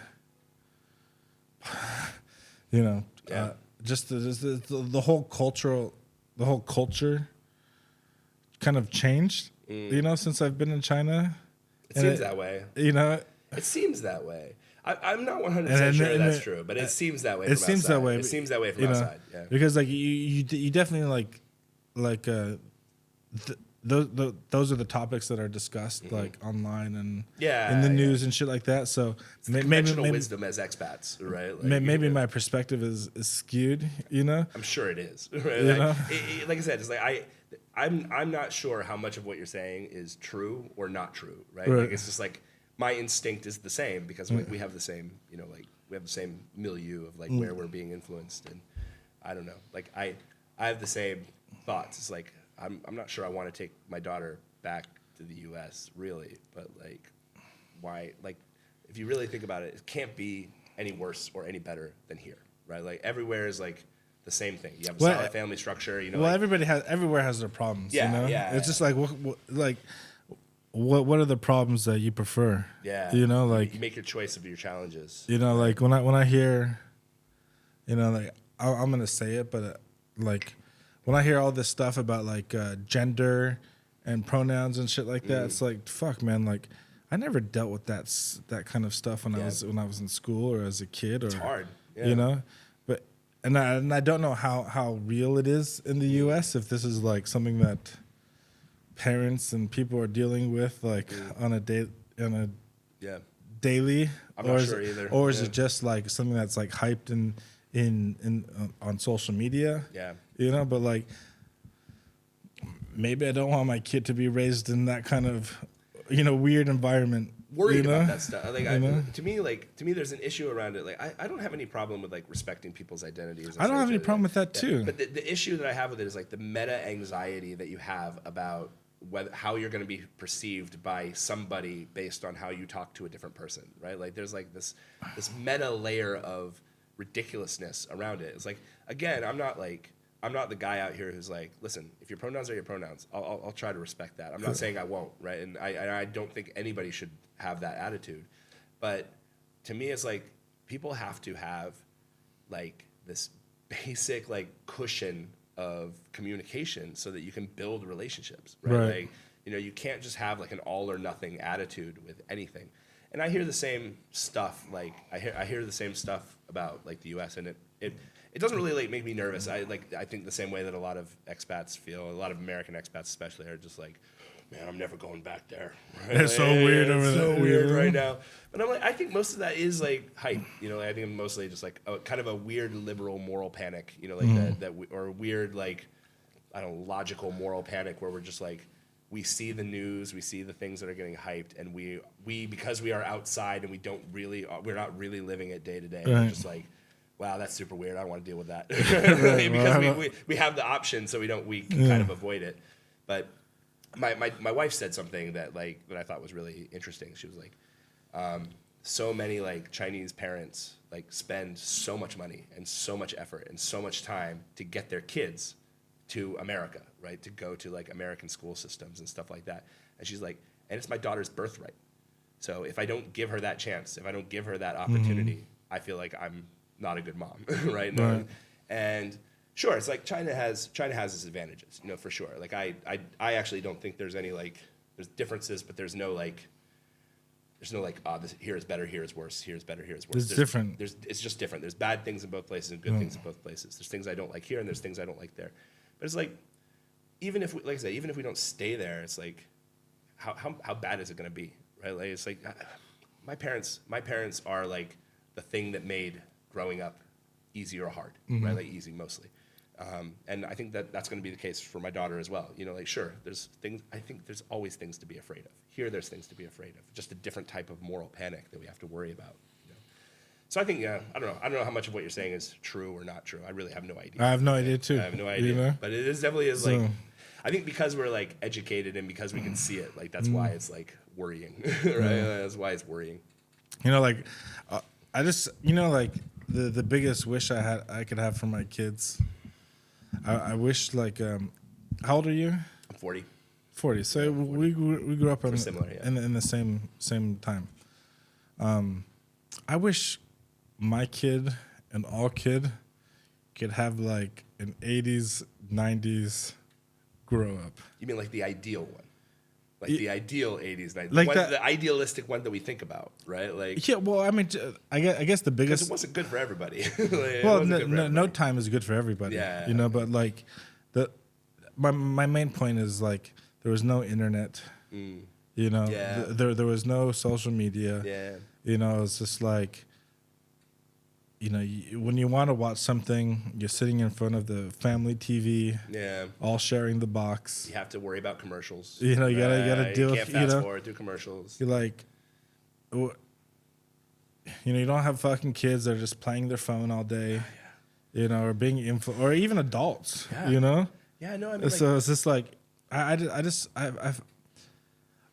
if there was like a, you know, go back to the 90s city or go back to the 80s city where all that shit was banned, you know. Yeah.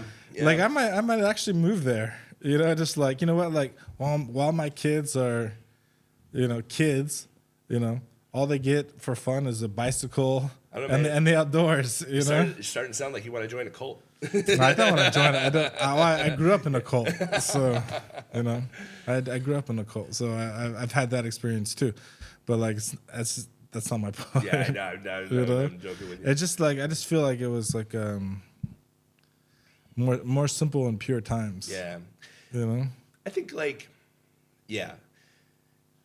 every generation has to take the advantages and disadvantages at face value and just like grow it. Like, you know, at the same time, like I actually think growing up in the 80s and 90s was a major disadvantage for a massive group of people. And I don't even mean like I'm not even talking about like the idea of like white privilege or you know, for example, homosexual rights, you know, over the last or like queer rights over the last like 20 years have just gotten so much better. And I think that's great. But like those things alone, the 80s and 90s were much worse. But there's another thing that I really believe in, like this whole like millennials that have had it worse than everybody else. Like that the millennials basically got screwed by, you know, by the previous generations, whether they intended to or not, you know. And thank you, sir. And I think that like our generation has really suffered as a result of that, and our kids are going to be formed differently because of that. And our kids are just going to have a different set of challenges than we do, and it's just a different set of advantages. You know, like at the same time, you know, that being able to, you know, always be on technology, that could be kind of like a weird advantage in preparation for the future. You know, like who knows what it's going to be like who knows if in like 30 years everybody will be living in VR all the time, working in VR all the time. In that case, it might be an advantage to be completely 100% attached to your phone all day. You know, like I don't know. Like I don't know. I try to keep my daughter off the short videos. You know, I feel like the short videos are like a problem, and you know, limit screen time obviously. But what can you do, man? Nobody knows how to raise a kid. Yeah, like I don't know. Did you get a book? I didn't get a book. Like nobody gave me a guidebook. Oh, I didn't even want kids. Nobody gave me an instruction manual. Does one exist out there somewhere? Like I have no idea. I have no idea. Cheers, by the way. Cheers, dude. Yeah.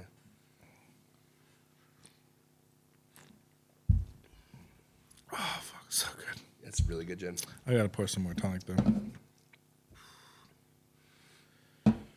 Yeah, we killed it. Yeah, killed it. Not bad. Not a pretty good effort. Good effort. Yeah, good effort. Yeah, solid teamwork. And the night's still young.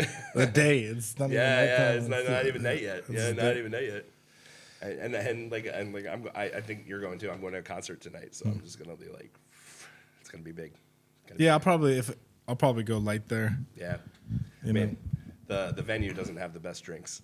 Yeah, I usually just like hit a Corona outside, or a Qingdao outside. Yeah, down the street. Yeah. I try not to do that because I try not to do it because as a boss, I feel like it's a dick move to take something and then not spend money there. But man, their beers are horrible. I love their venue, but their beers are terrible. Do they have Coronas, right? I don't think so.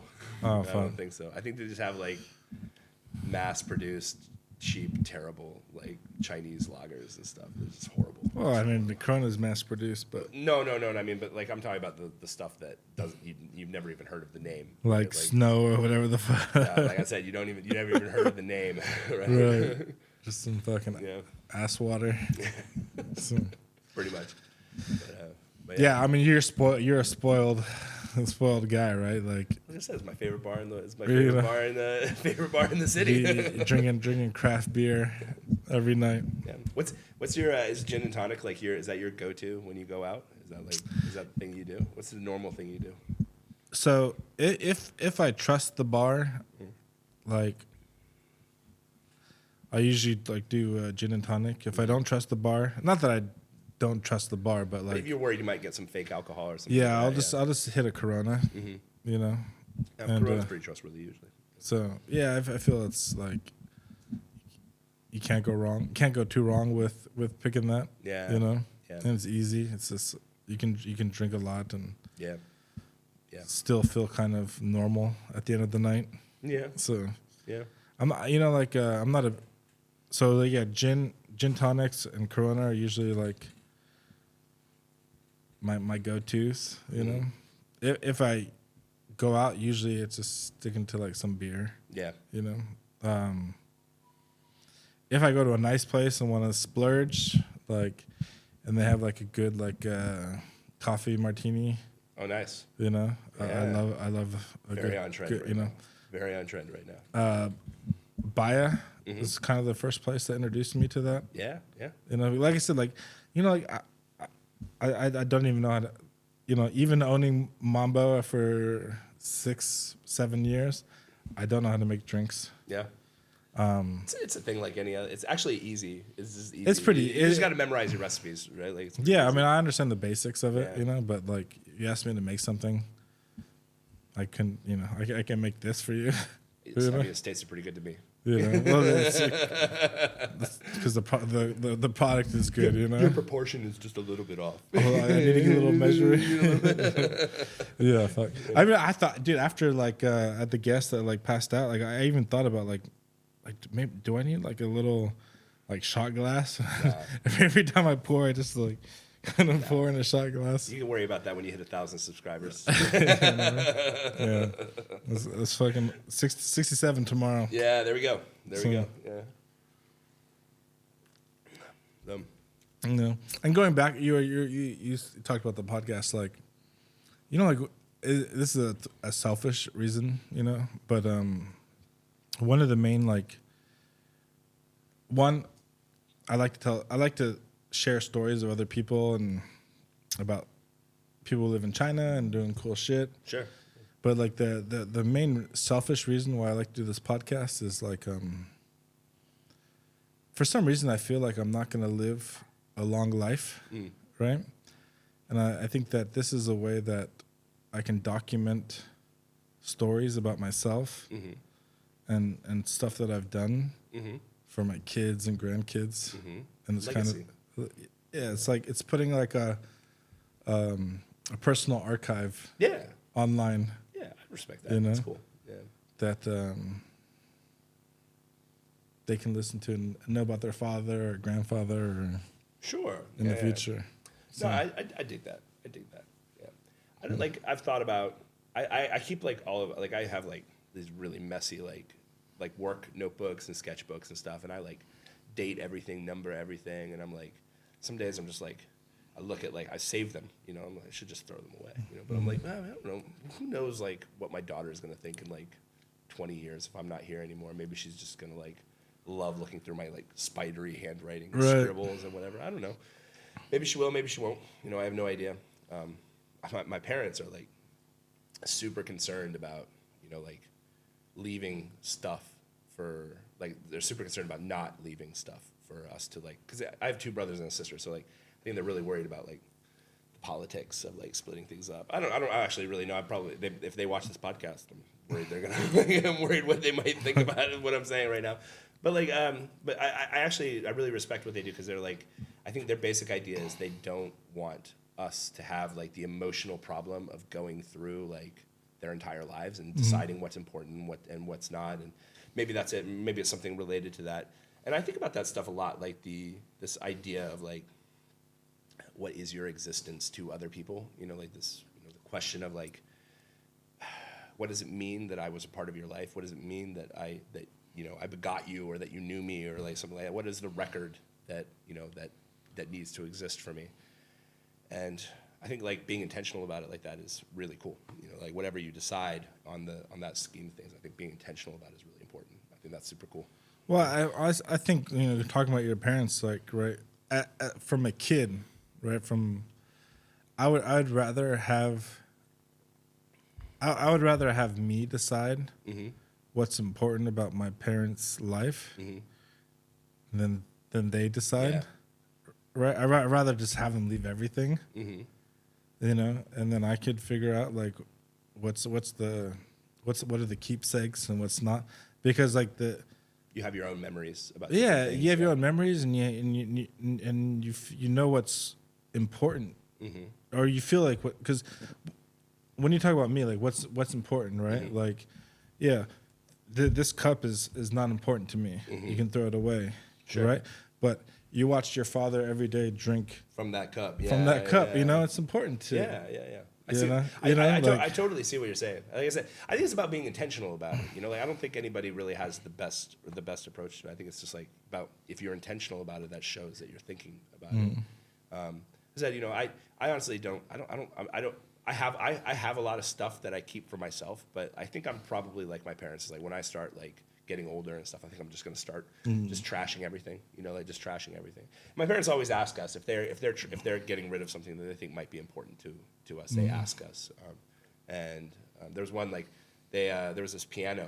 They had this beautiful piano that you know we all grew up on. And I took piano lessons for 5 or 6 years, and I really enjoyed it. And I always hoped the piano would go to me. But I've lived in China for 16 years, you know, like, and I'm probably moving back soon, but I don't know when I would be able to like take a piano from my parents' house. And my parents said like, can we give it to this like our neighbors who have some kids who want to study piano lessons? Can we just give it to them? And I'm like, yeah. I have a similar piano story. Yeah, because it wasn't my parents never played piano, but it was the piano they bought for me when I was like 7. Yeah. You know, and then when I grew up and I moved away and they needed to move, and it was just like, it's a pain. You know, fuck, piano's heavy, you know? I already got so many boxes sitting in my parents' garage collecting dust of stuff that I'm not brave enough to throw away right now. And like, my parents have been immensely generous with me. You know? I tell you the one thing that I did. Sorry, is that I bought a film camera. Yeah. Because like, I don't know if you do this, but like for majority of my son's life, I never printed out photos of him. Just keep it on your phone, right? Keep it on my phone or on some hard drive. Yeah. So like, and I remember like my mom and my grandmother and my great grandmother, they all had photo albums of their life and my grandmother's life and my mom's life. Yeah. And My mom kept photo albums of all of us. Yeah. You know, It's important. Yeah, like I know exactly what you're talking about. Like I So- think I'm reading. I think I'm like right on your wavelength. That's so awesome. I bought a film camera. Yeah. I was like, you know what? Like, if I'm doing digital photography, like all my cameras are digital. Sure. Yeah. You know, cameras, my phone, but I'm too lazy or not organized enough to actually go and like print out good pictures, or there's not a good resource for me to fucking do that. So I said, you know what? Like, I want to start making photo albums of my family and my kids, and slow down a little bit. Yeah, you know? yeah, no. I totally appreciate that. Like I don't know what. Have you ever looked at your photo count in your cloud storage or whatever of how many Thousands photos? and thousands and thousands. I know mine almost exactly because I have like this like goal of one day sorting through them and like printing, deleting, and like whatever, you know. And I know my number is like 41,000 plus a couple hundred, right? Yeah. And I'm just like, I mean, since since I started keeping digital photos in like 2007, and I'm just like, it's all just sitting there. And most of it's all junk. Yeah, most of it's junk, right? You Like, know? but like when it's cheap, right? Like it's cheap. It's right. It's like, fast. and it cheapens your time, right? Like it makes your time less valuable when you just take it and forget it, take it and forget it. Like it makes that time less valuable. So I totally appreciate like the film camera like movement that's going on right now. Yeah, like it's super like, cool. and so like my dad had this camera when I was a kid, and it was my first film camera that I used when I was young. So I bought the same exact model. Yeah. So it was like 1,000 RMB on Taobao. Yeah. And I was like, fuck it, like I'm gonna try to make like one roll a week. That's 36 photos. Yeah. Send it to the print shop. You know, like for sure. print out memories. Can I take a look? Can I flip through them? Do you mind if I flip through them? Yeah. So I'm curious. Yeah. Some of our family. So I print. So I try to print 2 of everything. Yeah. Or I print 2 of everything. So one is for me, and then one is I give away. Yeah. You know, so if I went somewhere on a trip with somebody, I'll give them the pictures. If it's a photo of somebody, It's a nice photo right there. you know, like, and then I bought photo albums, and I have a photo album for the family. I have a photo album for life. Dude, you got a talent. These are good. So Yeah, these are good. yeah, thanks, dude. Yeah, this is really nice. Yeah, so I wanted to make more purpose with photography, Yeah. more purpose in the moment, I agree. and slow things down a little bit. Yeah, I agree. Like I like have like a similar thing where last year I started doing Inktober. Have you heard of Inktober? Inktober, yeah, I see your little sketches online. I'm not very good at all, but like I used to love like drawing when I was a kid and everything, and I almost went to art school. Like I got into art school and then dropped out of it immediately. But man, I just realized like a couple of years ago, it's like I never draw. And like Inktober is just like this, you slow it down, you know, just like every day, it's like 15, 30 minutes just to focus on like something that's not related to anything else, right? Like, and that, you know, it's like a creative moment, right? Like just to kind of do that. And I think like, you know, having like the double purpose of like documenting, you know, the relationships and the scenes and stuff like that around you is like super awesome. I think that's really cool. We grew up in a slower life, you know, and now it's a very fast life. And a lot of people don't. A lot of younger generations, they don't understand the slower life, you know. But for me, like I want to step back, you know, and especially like I guess like as I get older, it's more important to me. It's like I want to use a real camera and film. You know, I bought the typewriter because I want to hear the clack, you know, and write love letters to my wife, you know, and do little, you know, do-it-yourself cards, you know, print out pictures of my kids and let them pick their favorites and put them in the photo album. Sure, yeah. You know, so it's just like, you know, like my dream, like, I don't know, everybody has their dream. My dream someday is to like give up screens. And I want to have like a farm where I could just grow food. Just have no contact to the outside world. As not no contact to the outside world. I don't want to have any digital connection to the world. Just like a off the grid, so to speak. Yeah, like not not like necessarily off the grid. I mean, it would be great if it's off the grid, right? But like, I just don't want to, like. I think about like my life, right? Mm-hmm. And I'm sure you're also in the same boat as me. It's like, how much time do I waste, like, doing the most stupid, useless shit, 100. right? Yeah, I think about it all the time. I think like every time I'm scrolling through my moments and looking at whatever, Facebook, or I see whatever, some video about some cat dancing or this car crash or whatever, right? This reading "Am I the Asshole" on Reddit. My weakness. I just think about like, fuck, man, like my dream is to create a space where I go, and I don't have to. That doesn't exist. Yeah. I can always come back to it. Yeah, sure. It's always going to be there. But not in that it's always space. going to be there. But not in that space. But you have a sanctuary from it. I have a sanctuary. Yeah. It's like now I need to, right? It's like a lot of the factories I work with and the people I work with for business and friends, most of our communication is online. It's always it's unavoidable. Sure. But someday I'd like to get to the place where I can unplug. Yeah. Clack away at a typewriter, do some painting, grow some, food. Everybody wants that. Like I feel Not everybody. No. I actually when I say everybody, is I'm not actually saying that to diminish your goal. Like I just think it's interesting. I was talking about this with like one of my friends who's also in the industry. Like he's had a lot more success than I am, and I was like, "What's your dream?" He's like, "I just want to. I'm thinking about buying a farm." And I'm like, when I think about going back to the States, like what I want to do is like I want an orchard, right? There's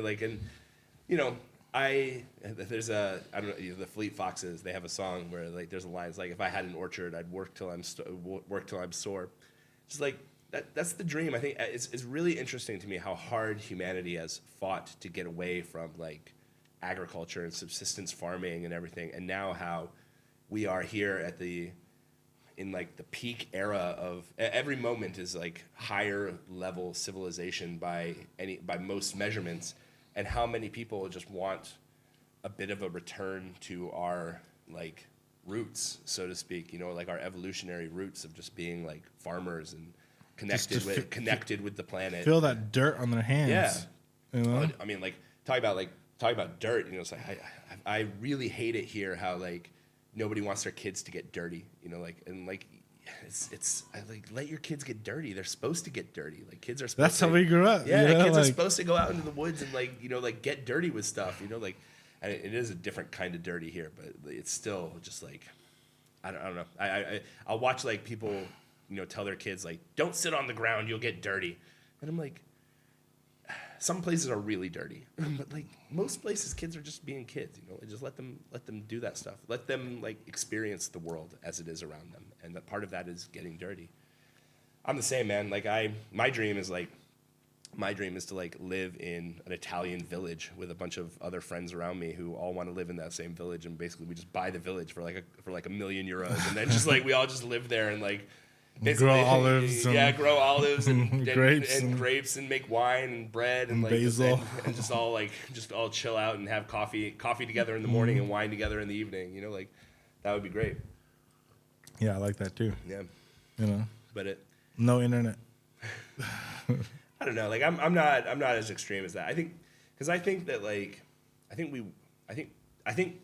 appreciate your like point of view, but what I disagree with it is. I think it's giving too much power to those forces, right? Like we all have that control over ourselves, like sometimes we choose not to express it. Sometimes we fail to express it, but we all have that control over our surroundings. And to try to remove yourself from it. Like it's a valid strategy, in my opinion. It's a valid strategy, but I feel like there's something about it that it's surrendering, right? It's surrendering, and I don't want to surrender. I want to control, right? Like I want to be the thing that I want to be, in spite of all of the things that make it not that. Like it doesn't bother me that the internet exists. It doesn't bother me. It doesn't.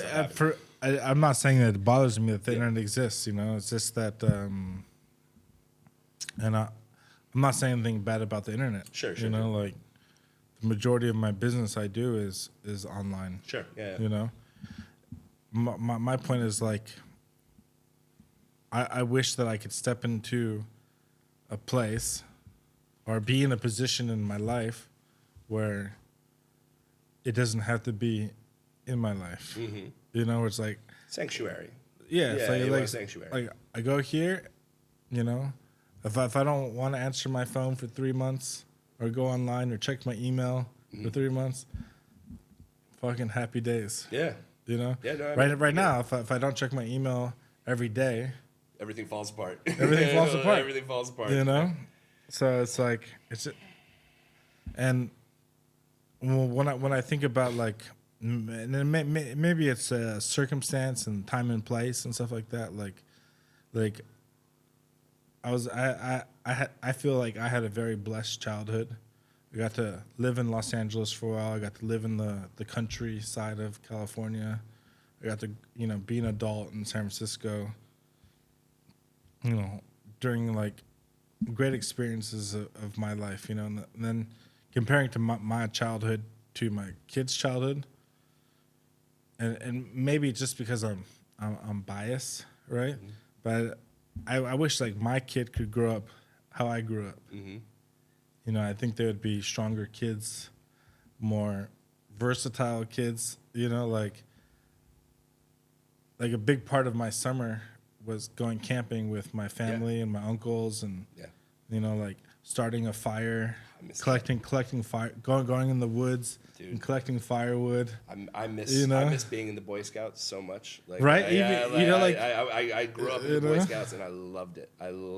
You know, just like that's exactly what I'm talking about. It's like fuck, like I was in the Boy Scouts too. You know, like, you know, and I lived right next to a national park. Mm-hmm. So like camping. Which one? Sequoia. Sequoia. Oh, beautiful. Yeah, it was amazing. Yeah. So there's a little town called Three Rivers. Yep. Which is like.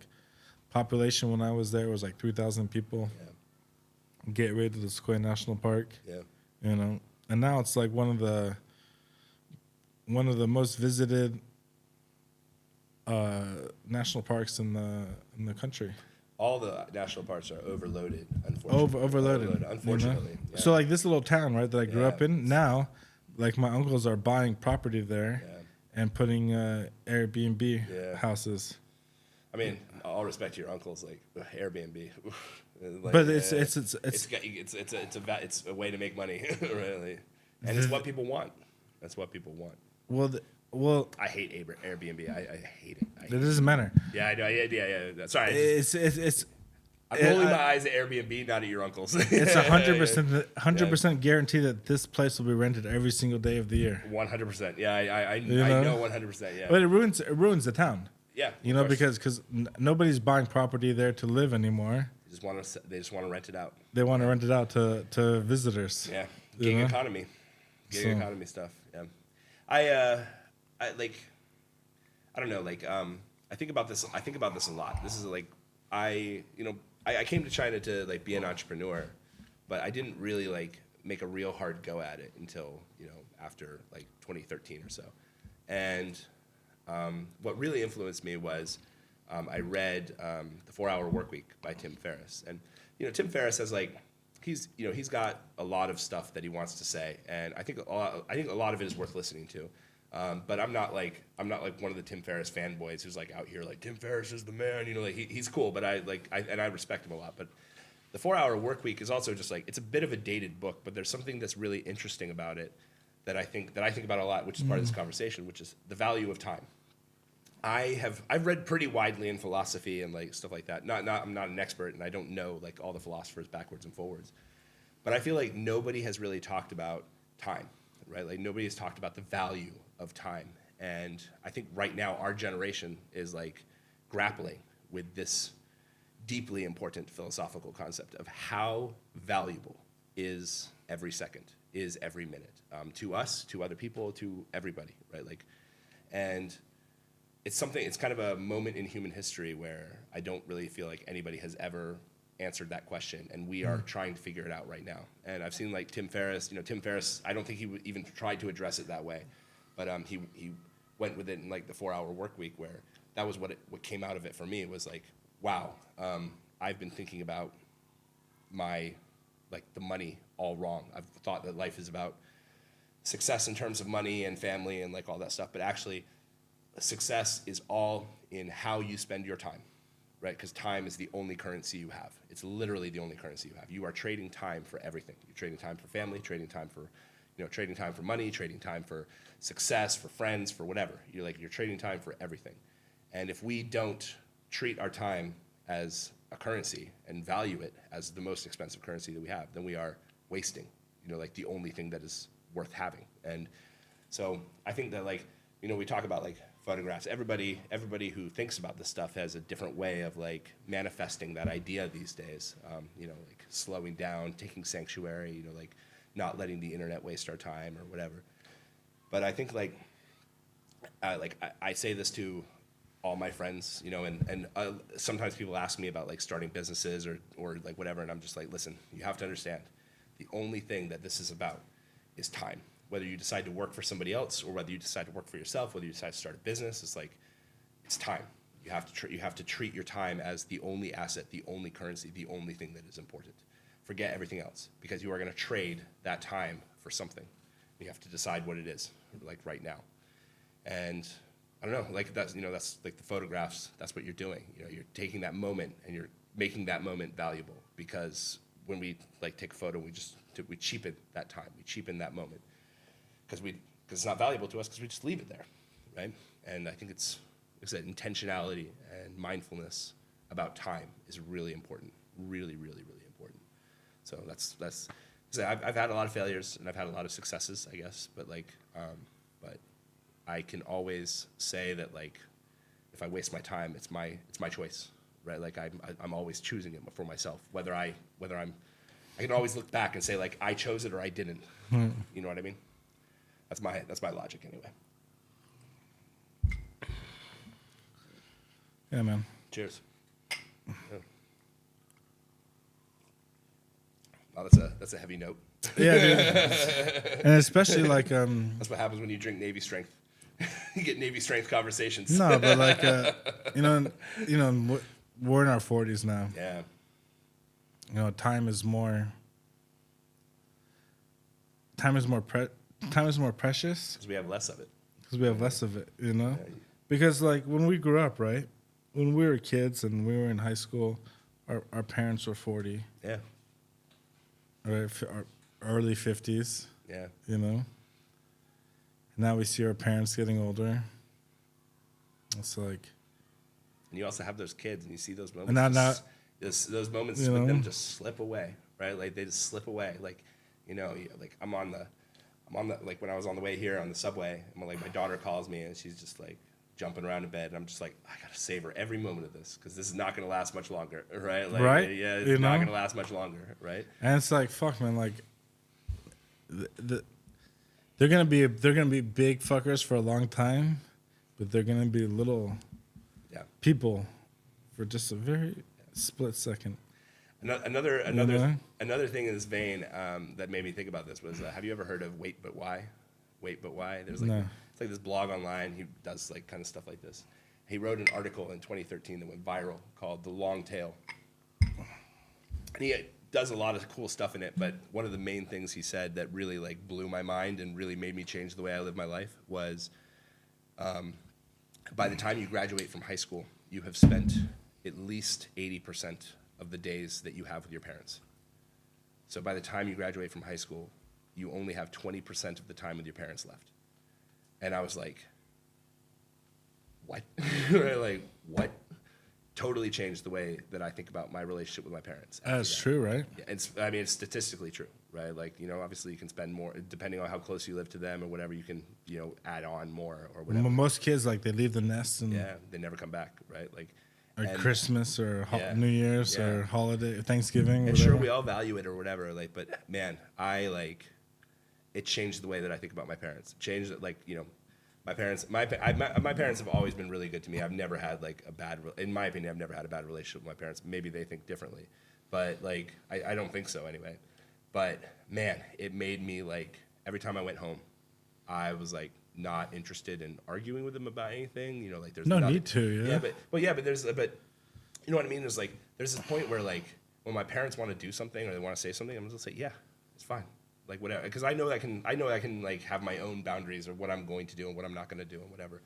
But it's like basically I just have almost zero conflict with my parents anymore because I just don't want to waste the time on conflict. And when you think about it that way, then you think about it with other people. It's like, okay, well, like I don't want to have conflict with other people because it wastes my time with them and what I can get out of them.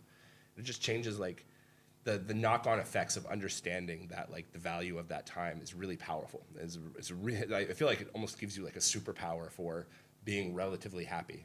And as somebody who struggled with like mental health when I was younger, that really just like changed everything for me. It's like I was like, wow, this is like I don't ever have to really worry about being sad ever again because I don't have any reason to be sad. Being sad is a waste of time.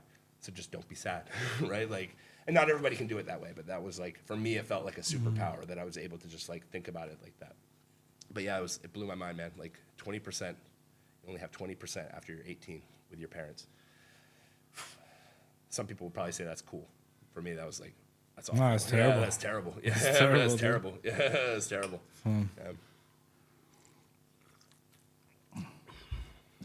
We'll close it like this, man. More time with your kids when they're young. More time with your parents when you become an adult. Yep. And don't waste your time. Don't waste your time. Fuck. Cheers, Cheers, dude. man. Yeah. Thanks for coming, man. Thank you. I appreciate it, man. This has been lovely. That's been amazing. awesome. Yeah, been awesome.